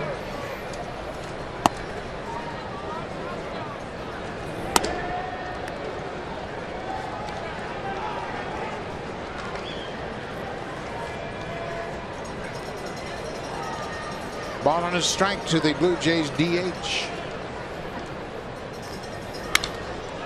It's a fly ball to center. Kiermaier keeps his eye on it. Always a challenge with this roof here at Tropicana Field, but he records his second out of the 6th. You know, everybody's wondering, okay, why aren't the Blue Jays hitting? What's the problem here? Last year, they were second in all of baseball hitting the 93-mile-an-hour plus fastball. They've been missing it this year. They really have. Brooke Jacoby talks about it all the time, that we're getting our pitches to hit fastballs and we're not hitting them. This year so far, they're 22nd in all of baseball in hitting a fastball over 93. Why is that? I don't know. He doesn't know. I asked him, I said, why is that? He says he thinks that the guys are trying a little bit too hard, that they see the pitch and they're over swinging. He'd like for them to just slow down just a little bit. You know what? Expectations are very high for this ball club, given the success they had a year ago. And you go in and play Kansas City and lose the American League Championship Series, and you figure, okay, we're going to start out the same way we finished. Well, that's not always the case. You have to work back into that next season. And this is a different ball club. Ryan Goins starting out the season playing second. Troy Tulowitzki was in Colorado until the trade in July. So every team has to develop a unique personality for that particular group of guys. Some guys have gotten off to a slow start. Some guys have gotten off to a hot start. You just have to just put one foot in front of the other and just go out there and have good at bats. 1-2 to Tulowitzki. Hit in the air into shallow center. Foresight gives way to Kiermaier, who comes in a long way to make the catch. Blue Jays retired in order in the top of the 6th. The J half and the Jays have a 2-1 lead.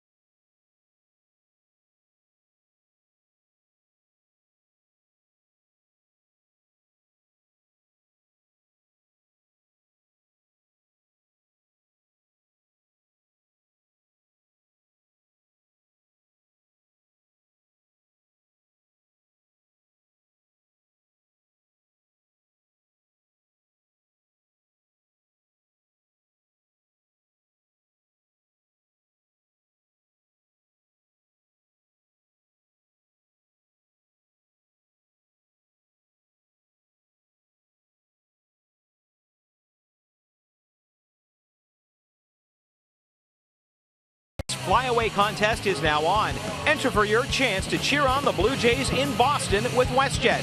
Go to bluejays.com/WestJet Flyaway to enter. I guarantee the winner will have a terrific time at Fenway Park. You can count on that, Barry. It's always a great time to go to Boston, see the Red Sox play at home. J Happ continues to impress. 5 innings, 3 hits, a single earned run. He's walked 3 and struck out 5. Just 74 pitches. Very economical. That's what he talked about. Being able to throw that sinker down and in, or that cutter. It keeps that pitch count down and keeps him in the game longer. And then Longoria goes after the first pitch. Bautista at the wall. Home run, Longoria. Jumping on the first pitch. He hits his 4th home run. And just like that, we are tied at 2.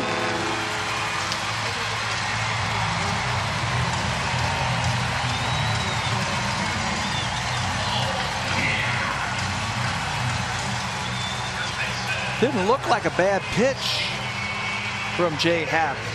Down and away, but Ivan Longoria has made a career against the Blue Jays. Watch him step into this one, down and away, gets enough of that one. All carried to right field. It just looked like he made up his mind he wasn't going to pull off the pitch and stayed on it and drove it out of the yard. 2-2 ball game. That's just the 4th hit for Tampa Bay. Blue Jays only have 1.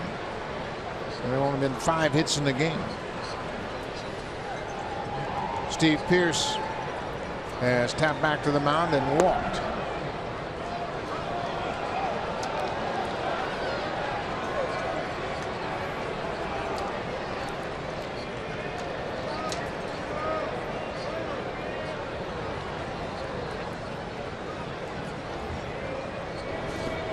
Trying to stay inside on Pearce.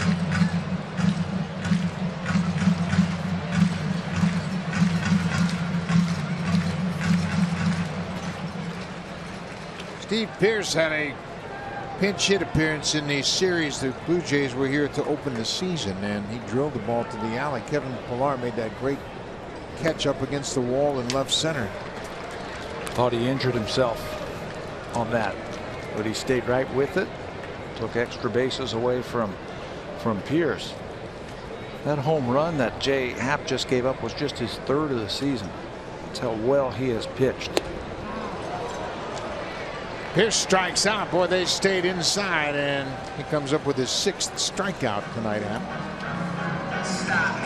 Designated hitter, number 20. The all-new Honda Civic, now available with Turbo, the 2016 North American Car of the Year.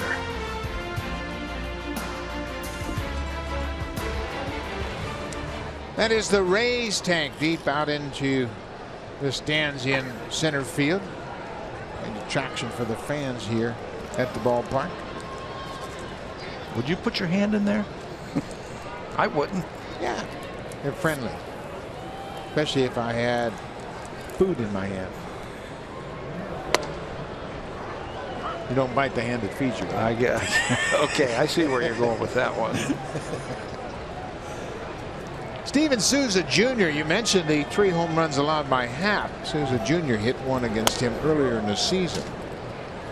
The other home run Happ allowed came in the last game against Oakland. Mark Cannon, the second hitter in the ball game, hit one out to right field at Rogers Center. The Blue Jays have done a good job of handling Evan Longoria over the last couple of years. That's the first home run in 26 games for Longoria.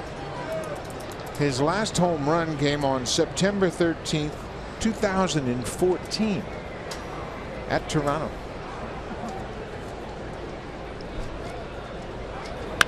That ball is hammered to left field. Michael Saunders going to play it off the wall. Souza's headed for second. Here's the throw. It's not in time. Steven Souza Jr. had struck out twice earlier in this game. This time he rips the 1-out double, his third double of the season. And it looked like they were going to try and stay firm on the inner half. But Souza, I think he picked up on they were throwing fastballs in and up. That time he cleared the hips, got a little bit quicker with that bat, and hit it hard to left field. That might get the bullpen moving around. Cecil and Storn just stretching out just in case that phone rings. Desmond Jennings. He's grounded out twice so far in this game.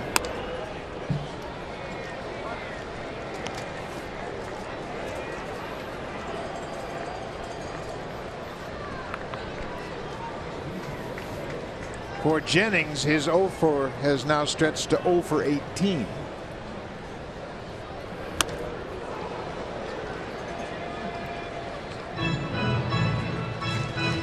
He had 3 strikeouts in his last game Wednesday against Baltimore. He didn't have a good swing on that high fastball right there. Threw it right by him. Little looper to left, but Michael Saunders is there. He makes the head high catch. Make it 0 for 19 for Desmond Jennings.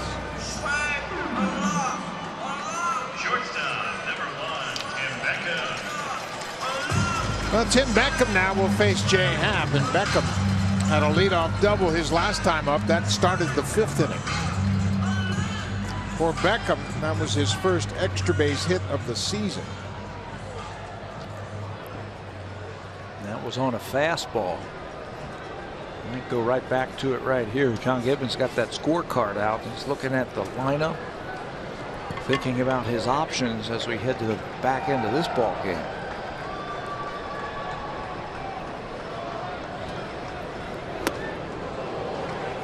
Went after that high fastball. That was one of those pitches that the White Sox pitching coach Don Cooper calls higher than high. If he likes a high ball, throw it a little bit higher. A little bit higher, and he will chase it, and you can get some outs there.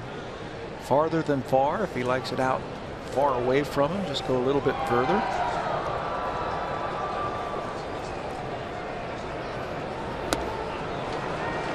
Worked the first time, try it again. 0-2. Jay Happ has 6 strikeouts. They got Beckham looking in the 3rd. Steven Souza Jr. at second's got speed.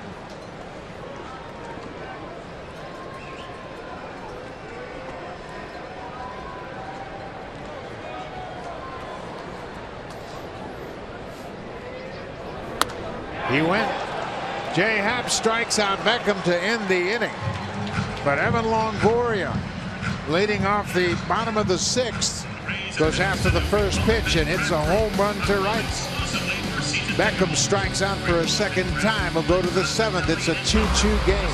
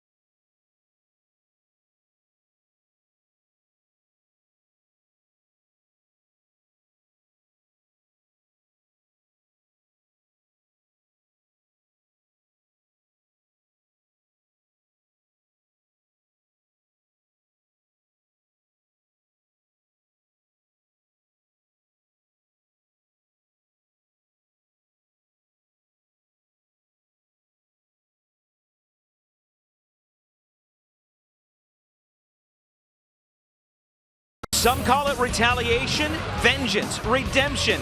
WWE superstars call it payback. Don't miss Roman Reigns, Dean Ambrose, and Kevin Owens May 1st on the WWE Network. Visit WWE.com/Canada. Buck. Thank you very much, Barry Davis. As you can see, Chris Archer's out of the ball game. He goes 6 innings, allows just 1 hit. It was a 2-run home run to Jose Bautista, walked for and struck out for. He turns over to Eddie Romero, making his 9th appearance of the season. Look at those numbers for Romero. Righties have not got a hit off of him. Lefties just 154. Justin Smoke hits one off the end of the bat, hits a fly ball to left, 1 pitch, 1 out. And he comes right at you. Eddie Romero's got a very live arm. He'll throw a lot of fastballs. His main pitch is a nice sinking fastball. Great numbers so far this season for the left-hander. 25 years old, he was signed as an international free agent by Tampa Bay in 2008. He's from the Dominican Republic. Appeared in 23 games last year. Kevin Pillar 0 for 1 with a walk. Erasmo Ramirez, the right-hander. Boy, he's off to a good start. Swingman, he's been a valuable guy for this pitching staff. He's done a good job both starting and relieving, and Ramirez is 4-1 so far. Made 1 start and 9 relief appearances, and he's got a very good ERA at 1.40. Pillar drills it deep to center field. Kiermaier is looking up. This ball is gone. For Pillar, his first home run of the season. That's the first hit that Romero has given up to a righty, and the Blue Jays have taken the lead. And it's a big one. I think Pillar set off to hit a fastball against Romero. And it's going to be his first home run, breaking that 2-2 tie. He set out that I'm going to look for a fastball. And the way he swung at that ball tells me he was sitting all over it. And I'm telling you, he crushed it. That had terrific sound. That's what hitters are always listening for, that great sound, the crack of the bat, and that was distinctive. One more time out over the plate, and he got every bit of that. Hit it right into that area where the fans are in left field, called Ducky's. It's a restaurant that's owned by Evan Longoria, and he deposits a baseball in there. Well, Ducky's was happy in the bottom of the 6th because the boss, Evan Longoria, hit a home run. Not so happy right now.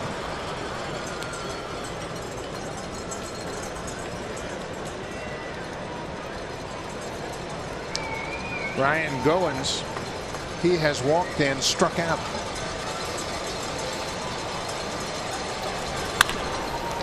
Right back to the mound as Romero will run it toward first.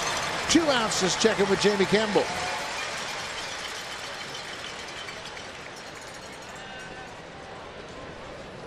Catcher, number 22, Josh Tolley.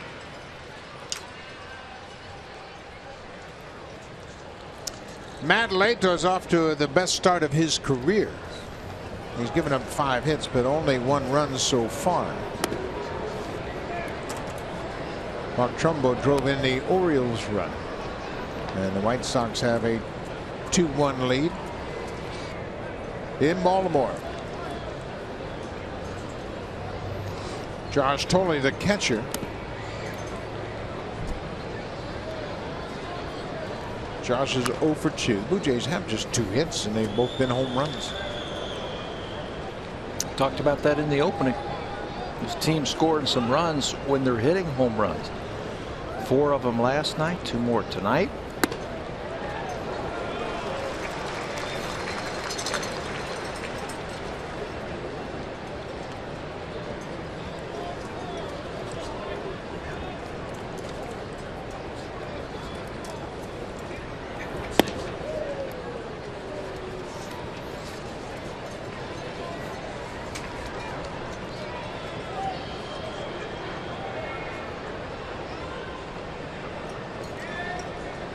Eddie Romero giving up the First home run of the season here at home, and he loses the number 9 hitter, Josh Tolley.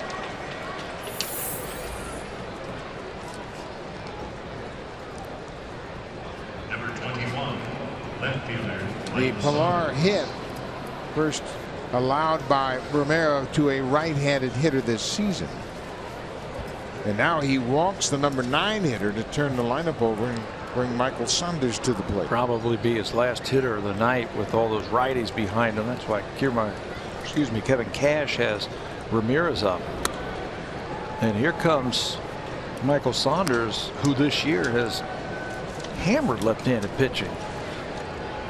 Gotten off to a great start against the left-handers.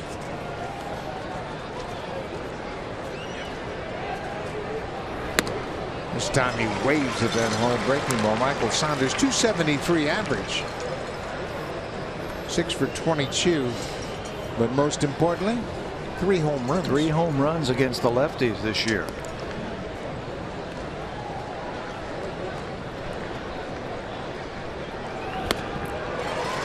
And what they kept doing yesterday, those lefties, they kept throwing the ball out over the plate. He was looking for that ball out there. Hit a couple of home runs. Romero's pitched him away in this at-bat. Missed with that pitch down and in. It's 2-2 to Michael Saunders. The Blue Jays have taken the lead here in the 7th. A 1-out home run off the bat of Kevin Pilar, his first of the season.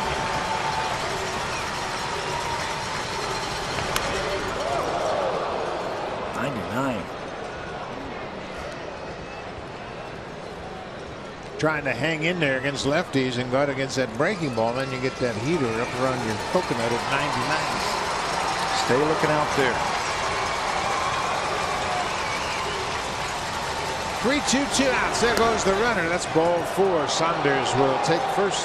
Romero thought it was a strike. He didn't get the call. 2 on, 2 outs. Let's check in again with Jamie Campbell. Number 20, third baseman, Josh Donaldson.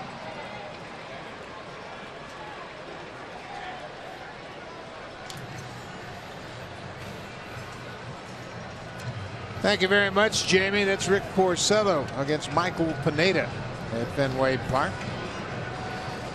Eddie Romero is out. Donaldson, the scheduled batter, so they go to the veteran Erasmo Ramirez, who's off to a great start, 4-1 this season. He's matched up against Donaldson. When we come back, the Blue Jays have a 3-2 lead.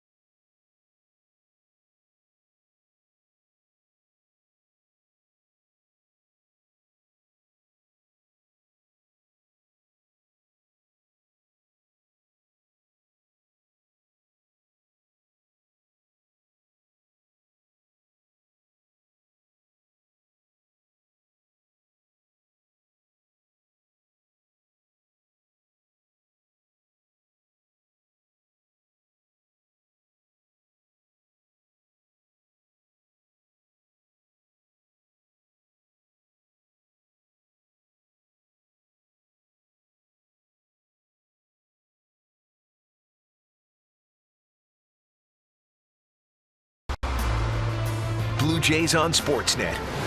Presented by the all-new Honda Civic, now available with Turbo, the 2016 North American Car of the Year. Welcome back to St. Petersburg. It's a 3-2 ball game. The Blue Jays threatening here with 2 outs. Erasmo Ramirez, his 9 games. He's made 1 start. And he has gotten off to a great start at 4-1. What a valuable pitcher he has become. As Donaldson takes ball one. He won 11 games last year as a starter for the Rays, and they shifted him into the bullpen because they've got too many starters right now. They had a lot of off days this month, so they put him into the bullpen. You mentioned the one start. He's also won 4 games already this year. Falls behind Josh Donaldson. The ball is beaten foul. The Rays have had 5 off days, and when you get to their next off day, it'll be on Monday. They will have had 5 off days in the first 30 days of the season. So they've only needed 4 starters. Erasmo Ramirez made that 1 start. Everyone else has made 5 starts, and tonight was Chris Archer's 6th.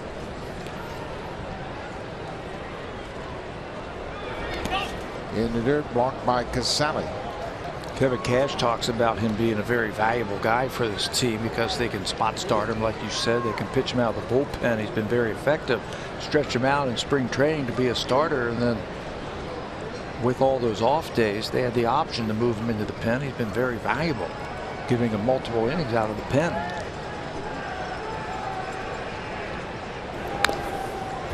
He came up first with the Seattle Mariners 2012. He made 8 starts. 13, he made 13 starts. In 14, he made 14 starts, and then he came to Tampa Bay in 2015, 27 starts. Got a career high 163 in the 3rd inning. Trying to work out of a jam here in the 7th.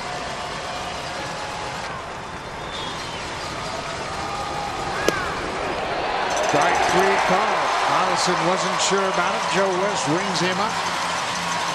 Ramirez comes out of the bullpen to strand a pair of Blue Jays, but the Blue Jays take the lead. Kevin Pillar, his first home run of the season, comes with 1 out against Denny Romero. A deep drive to deep left center. 3-2 Blue Jays. We go to the bottom of the 7th.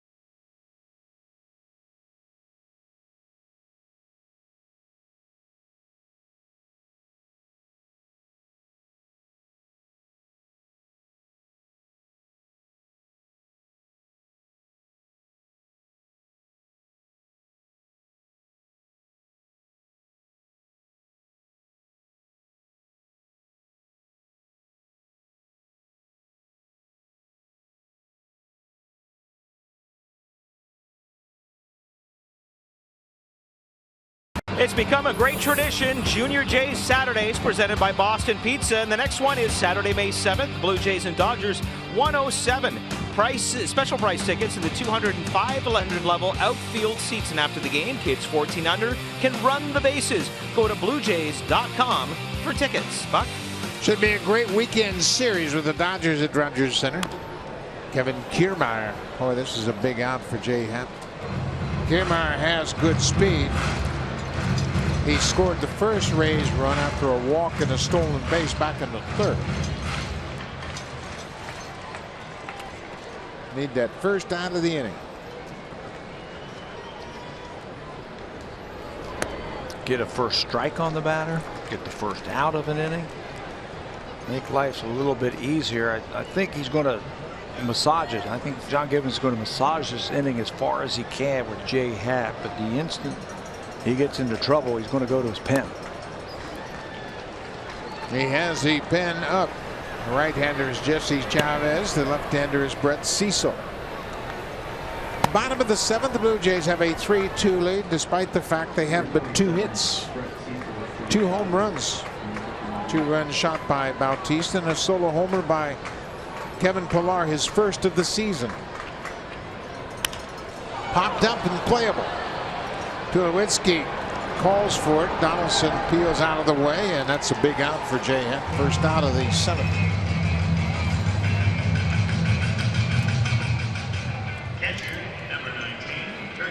Jay Happ has really gotten off to a great start this season.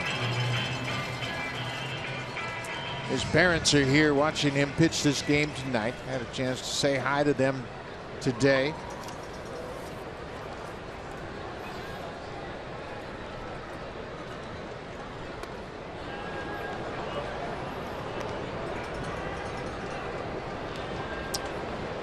Jay is 3-0 in his first 4 starts. This is the catcher, Curtin Casale. Happ struck him out twice so far. He's making some tough pitches on Casale.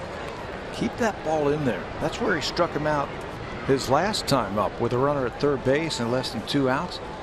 Stay right in there with that fastball.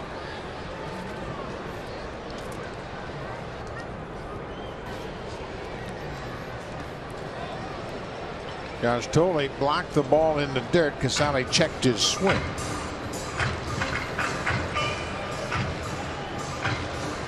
This is where he was his first start of the season. If you remember that, against the Tampa Bay Rays.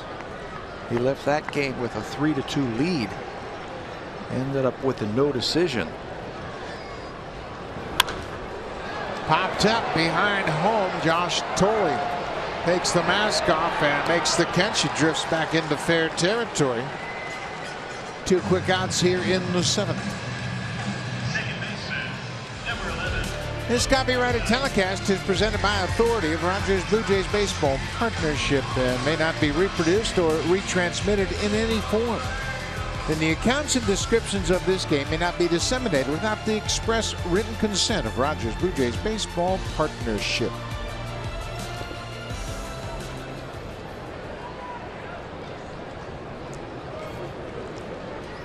Back to the top of the order. Again, Logan Forsythe. He's had quite a series so far. 2 more hits tonight.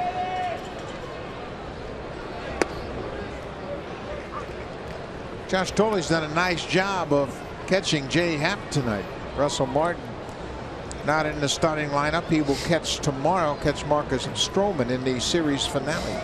He was talking about that before the game. He was going to give Russell one of these days off because there's a day game after a night game. So he said, I'll catch Thole tonight and Russell tomorrow afternoon. Josh has done a good job of calling a good game. He has gotten Jay Happ with that fastball inside the righties when he needed to, and he's gone soft away when he has needed to. Got that one away, and Forsythe gives it his drive, and that ball is going to get out of here for Logan Forsythe. His 4th home run, his 5th hit of the series, and we're tied once again. You know, and he is red hot.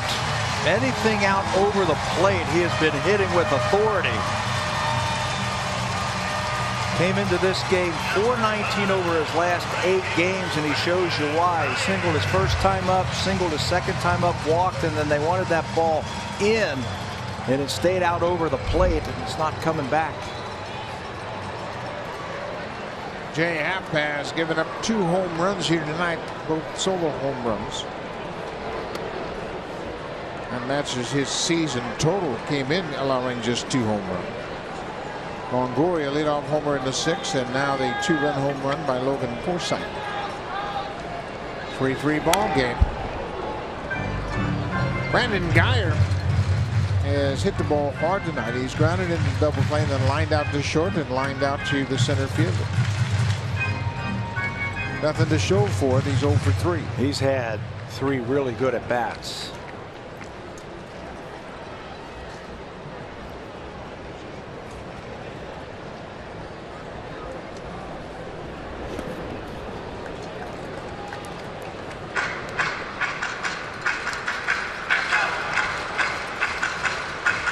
3-3 ball game. The Rays have out hit the Blue Jays 6-2. They've both been charged with an error tonight. One of the best fielders on either team. Kiermaier and Pilar had a great season last year, both of them. Both committing their first error. Well, Jay Happ's done a good job getting that ball inside the righties tonight. Kiermaier and Pilar were 2 of the 3 finalists in the Gold Glove voting last year. Mike Trout was the 3rd. Kiermaier won the Gold Glove and the Platinum Glove. It recognizes the best defensive player at any position. Brandon Guyer gets hit for a 6th time. That's part of his game plan, and now Jay Happ is wondering if he made any attempt to get out of the way. And John Gibbons has quickly come out and made the call to the bullpen. So Brandon Guyer hit by a pitch with 2 outs after Logan Foresight tied it up with a home run to deep center. Your attention, please. Now entering the game with this call to the bullpen. So Happ will turn things over to the bullpen. Jesse Chavez, the right-hander, will take over with 2 outs in a 3-3 game.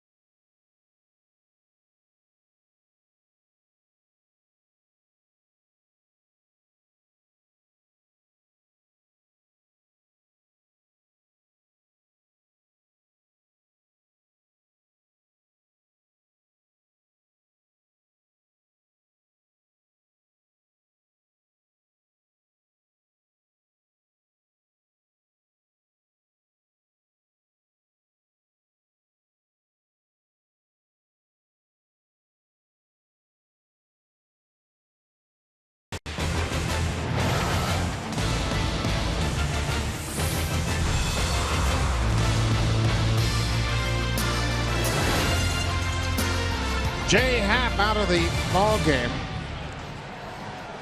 after going 6 2/3. He leaves in a tie game. The runner at first is his responsibility. Jesse Chavez in trying to end the inning. That's unfortunate for Jay Happ. He cannot win this game. A season high in strikeouts with 7, and now it's up to the bullpen. Longoria homered in his last at bat. That was an opposite field home run. Watch where this pitch is, down and away, and Longoria goes down and gets it.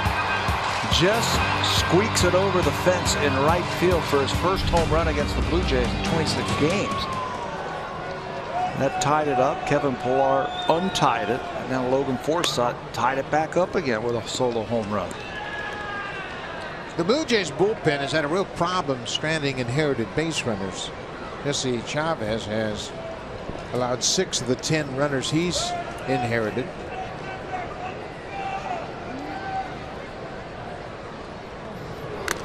Longoria cuts on that high pitch. Evan Longoria is 0 for 5 against Jesse Chavez. So the Blue Jays have picked up a favorable matchup here with 2 outs in the 7th.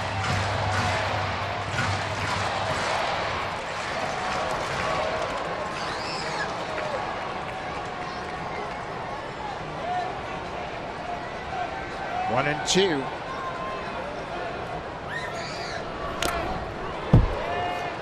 Kind of surprised Guyer hasn't broken for second now with 2 strikes especially. It's a 3-3 ball game and the Rays are playing at home. They haven't been very effective with stolen bases. In fact, Geyer is 0 for 1. Thought being, if he gets thrown out, then Longoria can lead off the 8th inning with a clean slate, if you will. Off the end of the bat, Chavez goes to first. That ends the inning, but the Rays tied it up. A 2-out home run off the bat of Logan Foresight, his 4th home run. Jay Happ will have another good effort, ending a no decision. We'll go to the 8th. 3-3 ball game.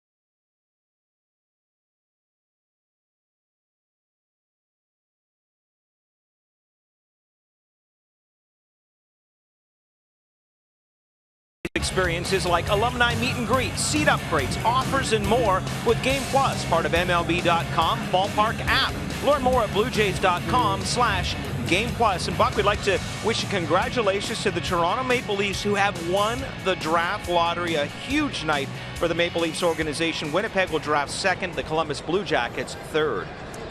Thank you very much, Barry Davis. That's great news, and congratulations to the Toronto Maple Leafs. Things are starting to look up, I think, for the Leafs. Things are starting to look up for Toronto. Yep. The Raptors in the playoffs. Blue Jays made the playoffs last year.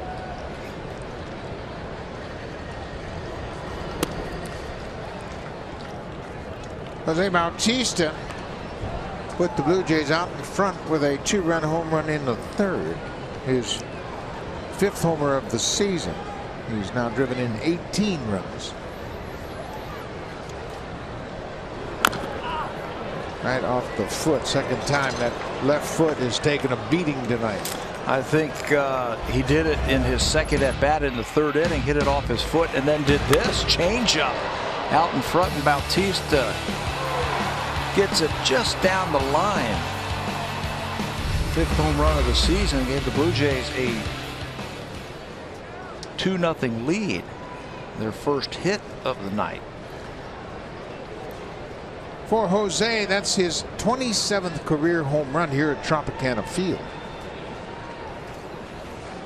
When you think about it and how good these staffs have been here, it's pretty impressive. That is impressive. 27 home runs.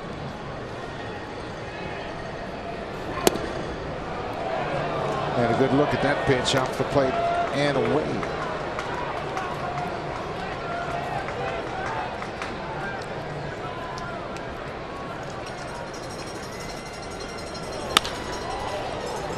Jose's hit the ball hard a couple of times tonight.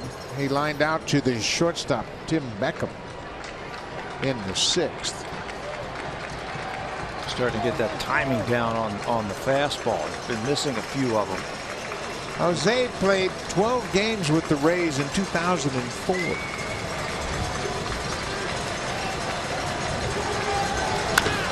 Bouncing ball. Longoria was guarding the line. Long throw high, and good stretch by Pierce at first.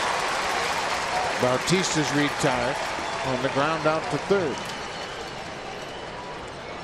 When he let it go, it looked like he had a chance to overthrow the first baseman. Backs up, plants that right foot, and those are the throws that really take off on him. But Pierce is able to snag it. 3-3 ball game. Again, the Blue Jays have managed just 2 hits tonight.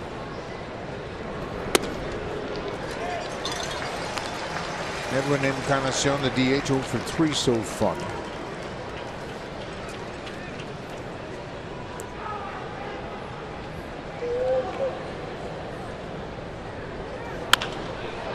Line to Longoria.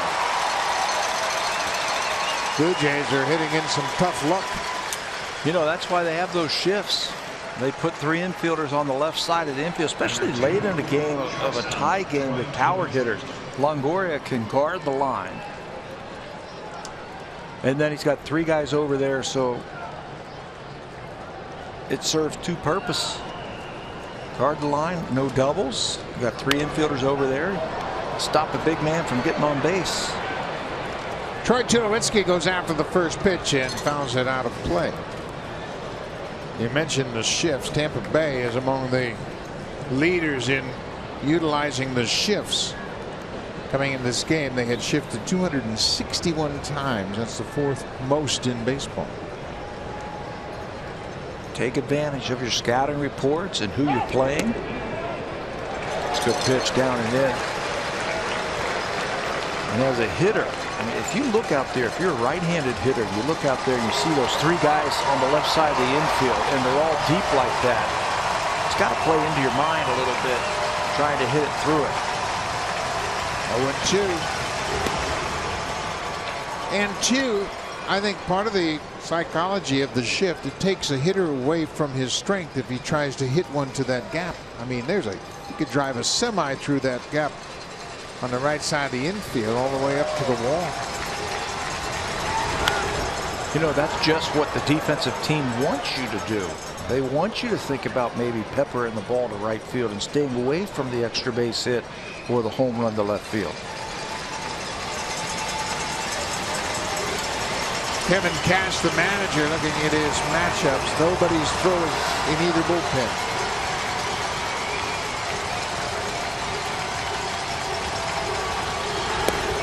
Strike 3 called. Tulowitzki strikes out. Erasmo Ramirez has retired 0-4 he's faced since coming to the game. Will go to the bottom of the 8th. It's a 3-3 game. Now time for a Blue Jays Central update. Here's Jamie Campbell and Greg Zahn from the Samsung Broadcast Studios.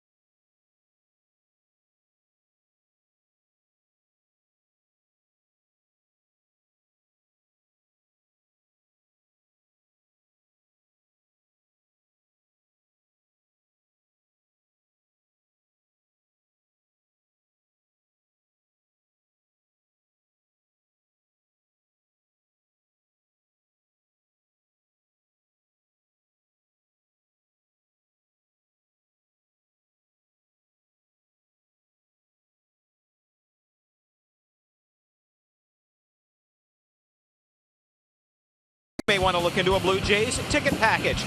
You pick the games and reserve seats that get you closer to the action. Starting from 10 games up to a prorated full season, our account executives will find the package that best suits your needs. Go to BlueJays.com to learn all about the great benefits of being a Blue Jays ticket package holder. Buck? Thank you very much, Barry Davis. And we move to the bottom of the 8th. It's a 3-3 ball game. Steve Pearce goes after the first pitch from Jesse Chavez. Jesse came into the game and was able to retire Evan Longoria. You see John Gibbons taking a look at his scorecard right there. He's got Brett Cecil up because everybody on the bench for Tampa Bay is left-handed. And he's ready to counter that move of Kevin Cash in case he wants to pinch hit for some of these righties that are coming up. Well, in the big bat, you always want to keep your eye on is Corey Dickerson. That's right. If he starts to make his way toward home plate, Brett Cecil will be there. But now he's ready, standing by, just to keep Dickerson on the bench.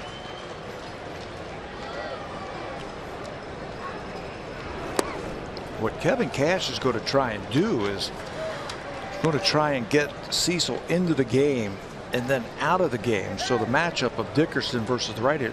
Cecil's the only lefty that the Blue Jays have in that bullpen. And he wants that matchup, Dickerson versus a right-hander. Ground ball up the middle. Nice play by Goins to the backhand, and he throws out Pearce.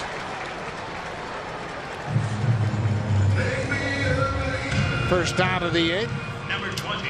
Jesse Chavez. Steven Souza Jr. We'll work to Steven Souza Jr. Those used to be hits.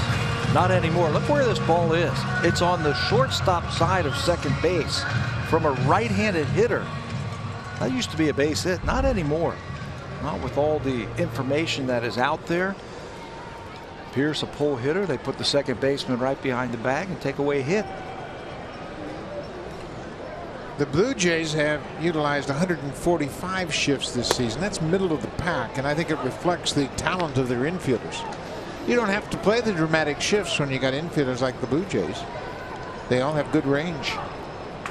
You can shift, if you will, just play them the pull like they're doing against Souza here.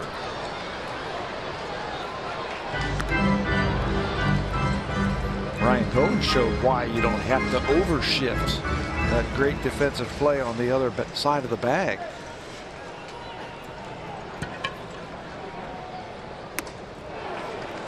Souza strikes out for the 3rd time tonight. The hat trick. He is 1 for 4 with a double and 3 strikeouts. Jesse Chavez has a good arm. And John Gibbons has said that he can use him at the end of the game. He can use him in the middle of the game. He can use him as a setup guy.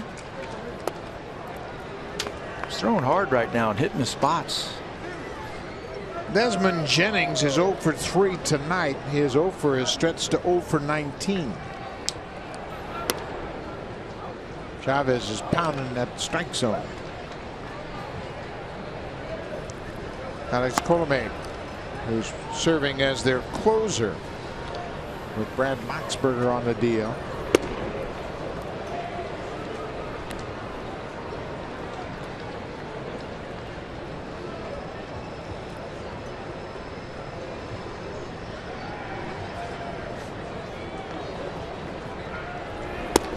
Pulled that one way outside. It's now 3-1.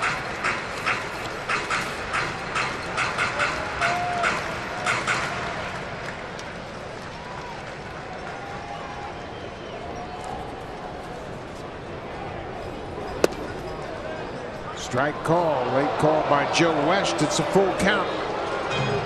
Absolute perfect pitch. Want to keep this guy off the bases. He's a base stealer. He has stolen 2 bases so far. Well, he's also a career .310 hitter against the Blue Jays. And he's had 12 stolen bases in his career versus Toronto. Not swinging it like we've seen him in the past, but he's a threat.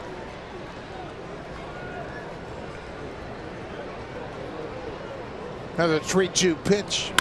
Grounded to third base. Donaldson takes his time. Strong throw. Jesse Chavez retires the side in order in the 8th. We'll go to the 9th. Lucky number is 3-3 ball game. It'll be Smoke, Pilar, and Goins when we come back to Tropic.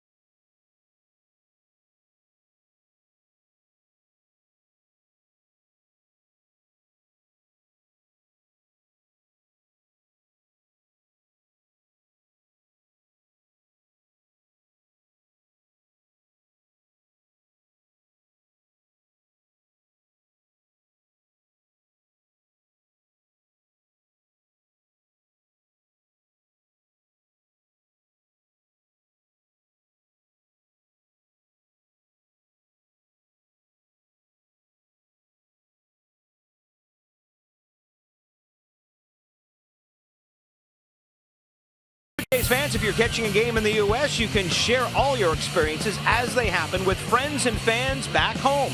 With Roam Like Home from Rogers, you can use your phone exactly as you do at home, starting at $5 a day in the U.S. Go to Rogers.com/RoamLikeHome for more details. And with that draft lottery going today, I bet a lot of people here at the Trop were using that phone. You bet, Barry Davis. There are a lot of Blue Jay fans in attendance, a lot of family and friends here as well. And it's been a heck of a game, 3-3 ball game as we start the ninth. For the Blue Jays, it'll be Smoke, Pilar, and Goins. Erasmo Ramirez has retired all 4 batters he's faced since coming into this game.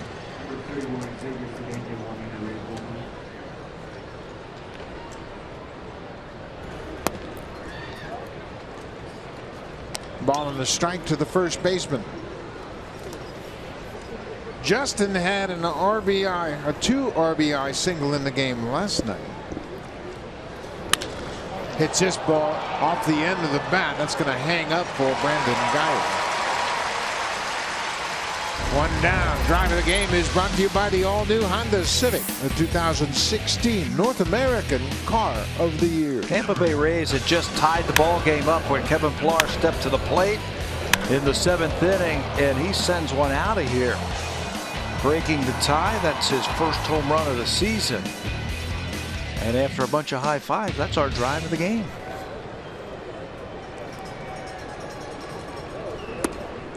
A cutter on the inside corner for strike 1. Pilar's buddy Ryan Goins hit his first home run of the season here last night, and Pilar didn't want to be left behind. Tough pitch off the plate, little late movement, took it off the inside corner. That's always something, isn't it? When you get 2-3 weeks into the season and you still haven't hit your first home run, and you're saying, am I ever going to hit one? Am I ever going to hit another one? And you start doubting yourself. Then you start trying to hit home runs, and that's when you can really run into trouble. It's all about having good at-bats and plate discipline and having a plan and figuring out what you want to do. If you do all of that, home runs and the base hits are going to follow. Ground ball through the right side. Pilar's making the turnaround first. He's headed for second. Kevin Pilar, what a good swing. With 2 strikes, he just slapped it past Steve Pearce down the right field line. So Pilar has a homer, a double, a walk. He is 2 for 3 tonight. And he was robbed of a hit by the shortstop. If you remember, that one hit it right on the nose. This time he gets it right by the first baseman Pearce down the right field line for extra bases. Now they've got some speed on the bases. Base hit into the outfield, and Pilar is going to be able to score.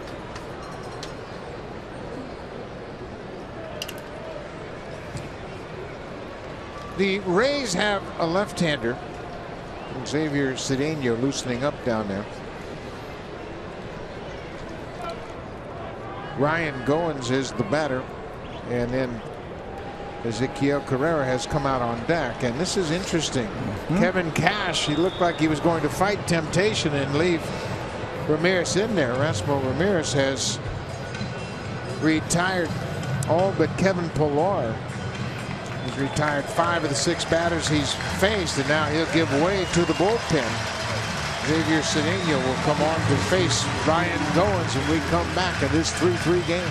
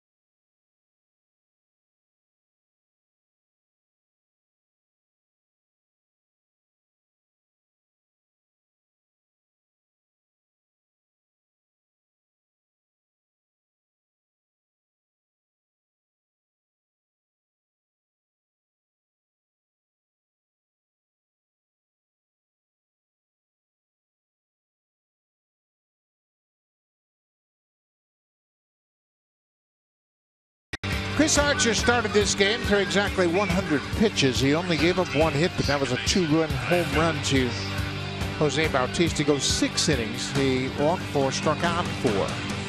And he will get a no decision here tonight. Now it's a battle of the bullpens. This is interesting move. Erasmo Ramirez was firing, just gave up that scratch double to Pillar, but with a couple of lefties up, they're going to go back to the bullpen. This is Xavier Cedeno, who's bounced around. He's pitched with the Rockies and the Astros, the Nationals, Dodgers, and the Rays. Not really overpowering. His big pitch is a big breaking ball. It's not like Eddie Romero, who can come in and throw 96 miles an hour. He's going to use the fastball, and he's going to use his changeup, but he's got a good curveball. Ryan Goins is 0 for 2. He has walked, struck out, and grounded out. Pulls it on the ground. Foresight right at the edge of the dirt. Bobbles it, but recovers in time to make the play. Pillar moves to third on the out. Matt Dominguez announcing his coming into the game. Joe West lets the scorekeeper know Matt Dominguez will bat in the number 9 spot for the catcher, Josh Tolley. And Jim Hickey, the pitching coach, has gone out the mound quickly to having a quick briefing on Matt Dominguez. You got a righty at the plate in Dominguez. You got a lefty on deck in Michael Saunders. So Jim Hickey's talking about some strategy here, what they want to do, maybe pitch around Dominguez.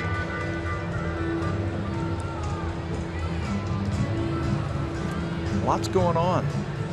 You saw Dominguez in his numbers from AAA so far this season.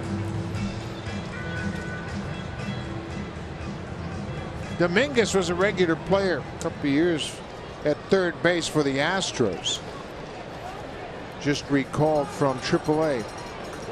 This is his 3rd game. He is 0 for 6 so far. Breaking ball off the plate inside, and you're right, they're not going to give in to Dominguez with Saunders on deck. And he should know that, especially after a mound visit with the pitching coach and the catcher and everybody else.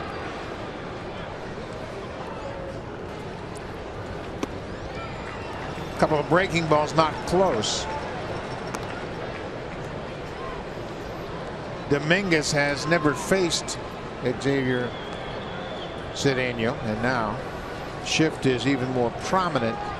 All three of the infielders on the left side. Pierce, the first baseman, the lone defender on the right. Ooh, threw him a strike. I didn't think he'd do that. Another breaking ball. 3 in a row. He might not get a straight one.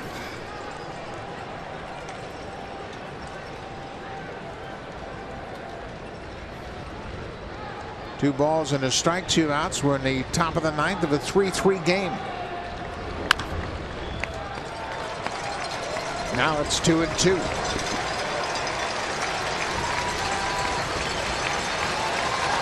Dominguez now has to shorten up with the go-ahead run just 90 feet away, Kevin Pillar. And if you're Kevin Pillar, think about a breaking ball in the dirt. He's going to go for the strikeout now with an off-speed pitch. Breaking ball bounced toward third, but foul. You can bet that's the last piece of instruction Luis Rivera gave Kevin Pillar. Hey, be heads up for a ball in the dirt. If it squirts away from Casale, you got a chance to score. Got to make that decision instantly. You can take a big lead at third base because Longoria is deep.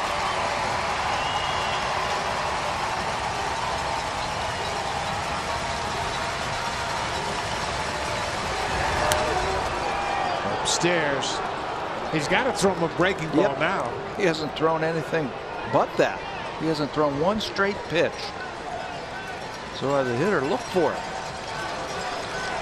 Michael Saunders 0 for 3 with a walk and a couple of strikeouts so far. 3-2 pitch. He checked his swing. He went too far, according to Joe West.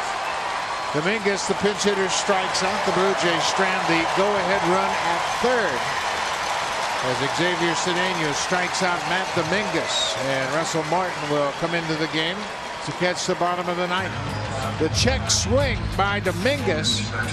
Joe West, the veteran umpire, calls him for the swing, and he got it right. We'll go to the bottom of the 9th.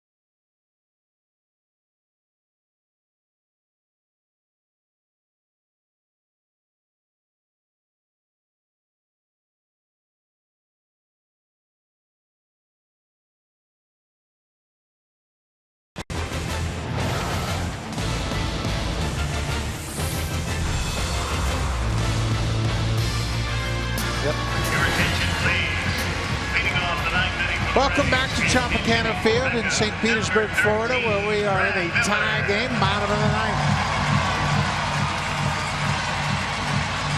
Jesse Chavez had completed his warm-ups. The Rays had announced the pinch hitter. You see Russell Martin taking over defensively behind the plate.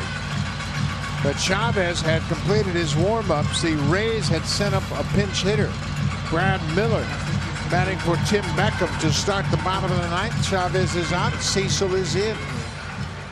chess game going on. Miller homered in last night's game against Drew Storer, and he'll face Brett Cecil in this tie game.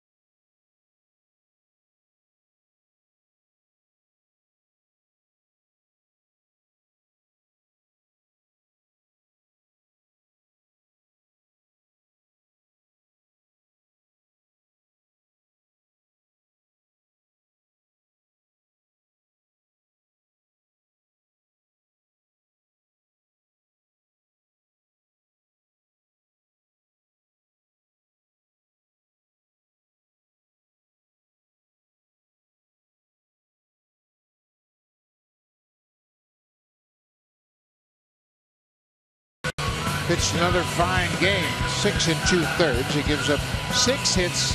He's charged with 3 earned runs, walked 3, and struck out 7. And now it's a battle of the bullpens. Brett Cecil into the game for his 13th appearance. Brett pitched in last night's game, 2/3 of an inning. He got Dickerson, and then Souza struck him out. His 2/3 of an inning. 12 games this season. 0-4 record with a 482 earned run average. He's been throwing the ball much better lately. His fastball's got a little bit more on it. He established that yesterday before striking Souza out. Brad Miller, the pinch hitter, shows bunt and takes strike 2. So Cecil quickly ahead of Miller. Pinch hitting for Tim Beckham, the shortstop. Beckham finishes up 1 for 3. He had a leadoff double in the 5th.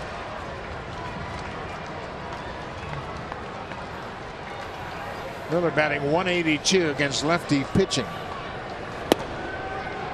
Pretty good fastball, didn't get the call. Yeah, that's what he's been doing better. His fastball's been better. John Gibbons was talking about him today before the ball game. So he's got a lot of confidence in him. Starting to throw that fastball with a little bit more authority, and then his breaking ball's been much better. Weekly hit to first. Smoke got a little short hop. He's going to have to hurry. Not in time. Hallion had his right fist all loaded up and then calls the runner safe.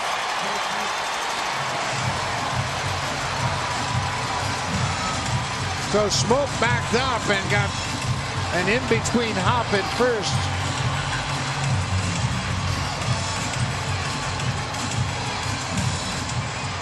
So Brad Miller hustling out of the box. Smoke got an in-between hop. And they're going to take a look at this one. Tom Hallion, the first base umpire, has joined Joe West. And they'll go under the headset. It looked like Miller beat him. Well, you described it perfectly. Justin Smoke had to lay back just for an instant to catch that ball on the short hop. And so he wanted to flip the ball over to Brett Cecil, but he's not there. And he's safe by a mile. A whole step easily. Brett Cecil got a late break off of the mound on that ground ball to the right side, and then Miller with enough speed to beat him to the bag. That's going to go as an infield hit. This replay review is powered by Samsung, and the call on the field is going to stand. It was clearly an infield hit. It was a tough hop for Smoke, and Cecil, the left-hander, fell off the mound to the third base side, and he wasn't going to get to the bag in time.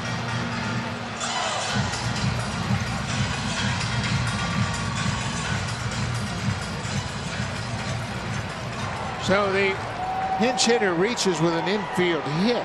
Kevin Kiermaier. Donaldson in at third looking for the bunt, and Kiermaier checks his swing, takes strike one.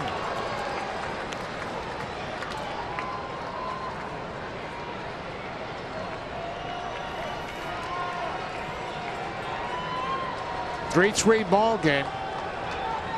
Time has been called over at first. Tom Hallion has granted time to the base runner Brad Miller. It looked like he was tying his shoe.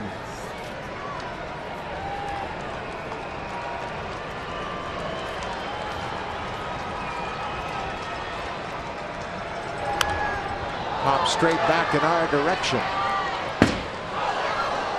Cecil ahead 0-2.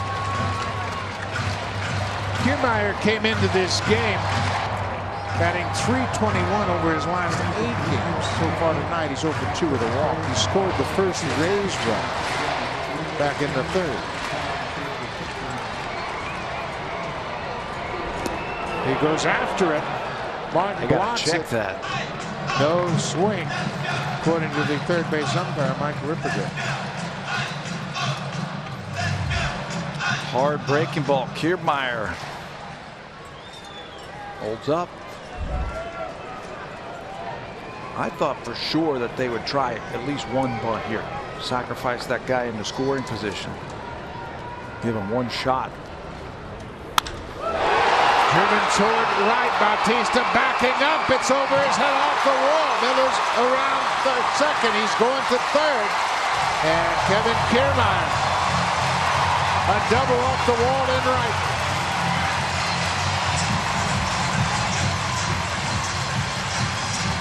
Now for a preview of what's coming up on Sportsnet Central. Here's Martine Guiard and Jackie Redmond.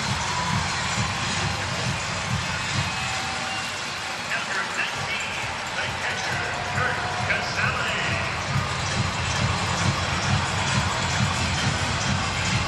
That's all coming up right after this game.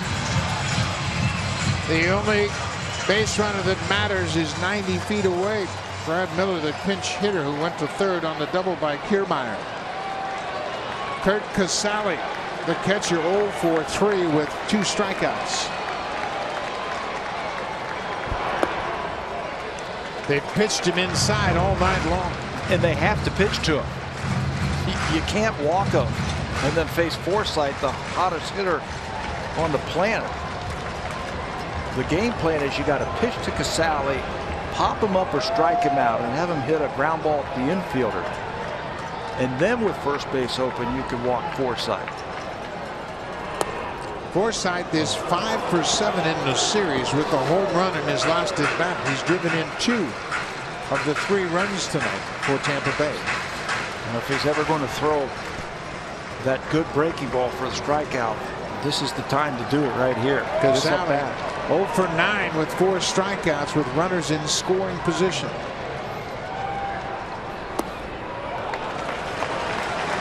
The Rays have been held to 3 runs or less 4 straight games. 6 of their last 7 and 17 of their last 22. When they score more than 3 runs, they're 5-0 this season. And it's been that kind of struggle for them offensively. 2 balls and a strike. That's Cecil trying to pitch out of a 9th inning jam. Russell Martin's going to take a stroll out to the mound, have a little chat with the lefty. Yeah, no sense getting on the wrong page here. Let's make sure we got our heads together and make sure we know what we're going to do. They need a strikeout. Strikeout or a pop-up. How many times have we seen this play itself out here at Tropicana Field? Too many. Too many times.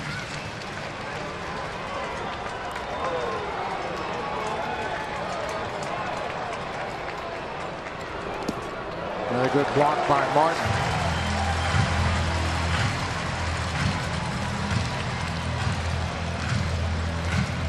And unfortunately for the Jays, they've been on the short end of that too many times in this ballpark. The Blue Jays have a losing record here at Tropicana Field.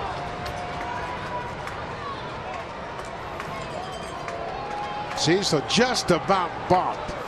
He was rocking into his delivery, and very subtle move, but it wasn't enough to be flagged for the balk. Kurt Casale, the catcher, with a 3-1 count. Again, they're going to have to talk things over. Russell's got something on his mind. Brent Cecil's got something else on his mind. He's going to go out there and verbally tell him what he wants to do. The Blue Jays had a bizarre loss here in the first series when Bautista was called out for interference at second and a game-ending double play. They've lost a game on a 10th inning pass ball, and they've had a game end on a base runner getting hit by a batted ball. That's the ball game. Kurt Casale drives in his 6th run of the season with nobody out here in the bottom of the ninth. Yeah, it looked like Russell wanted to go to off-speed pitch to try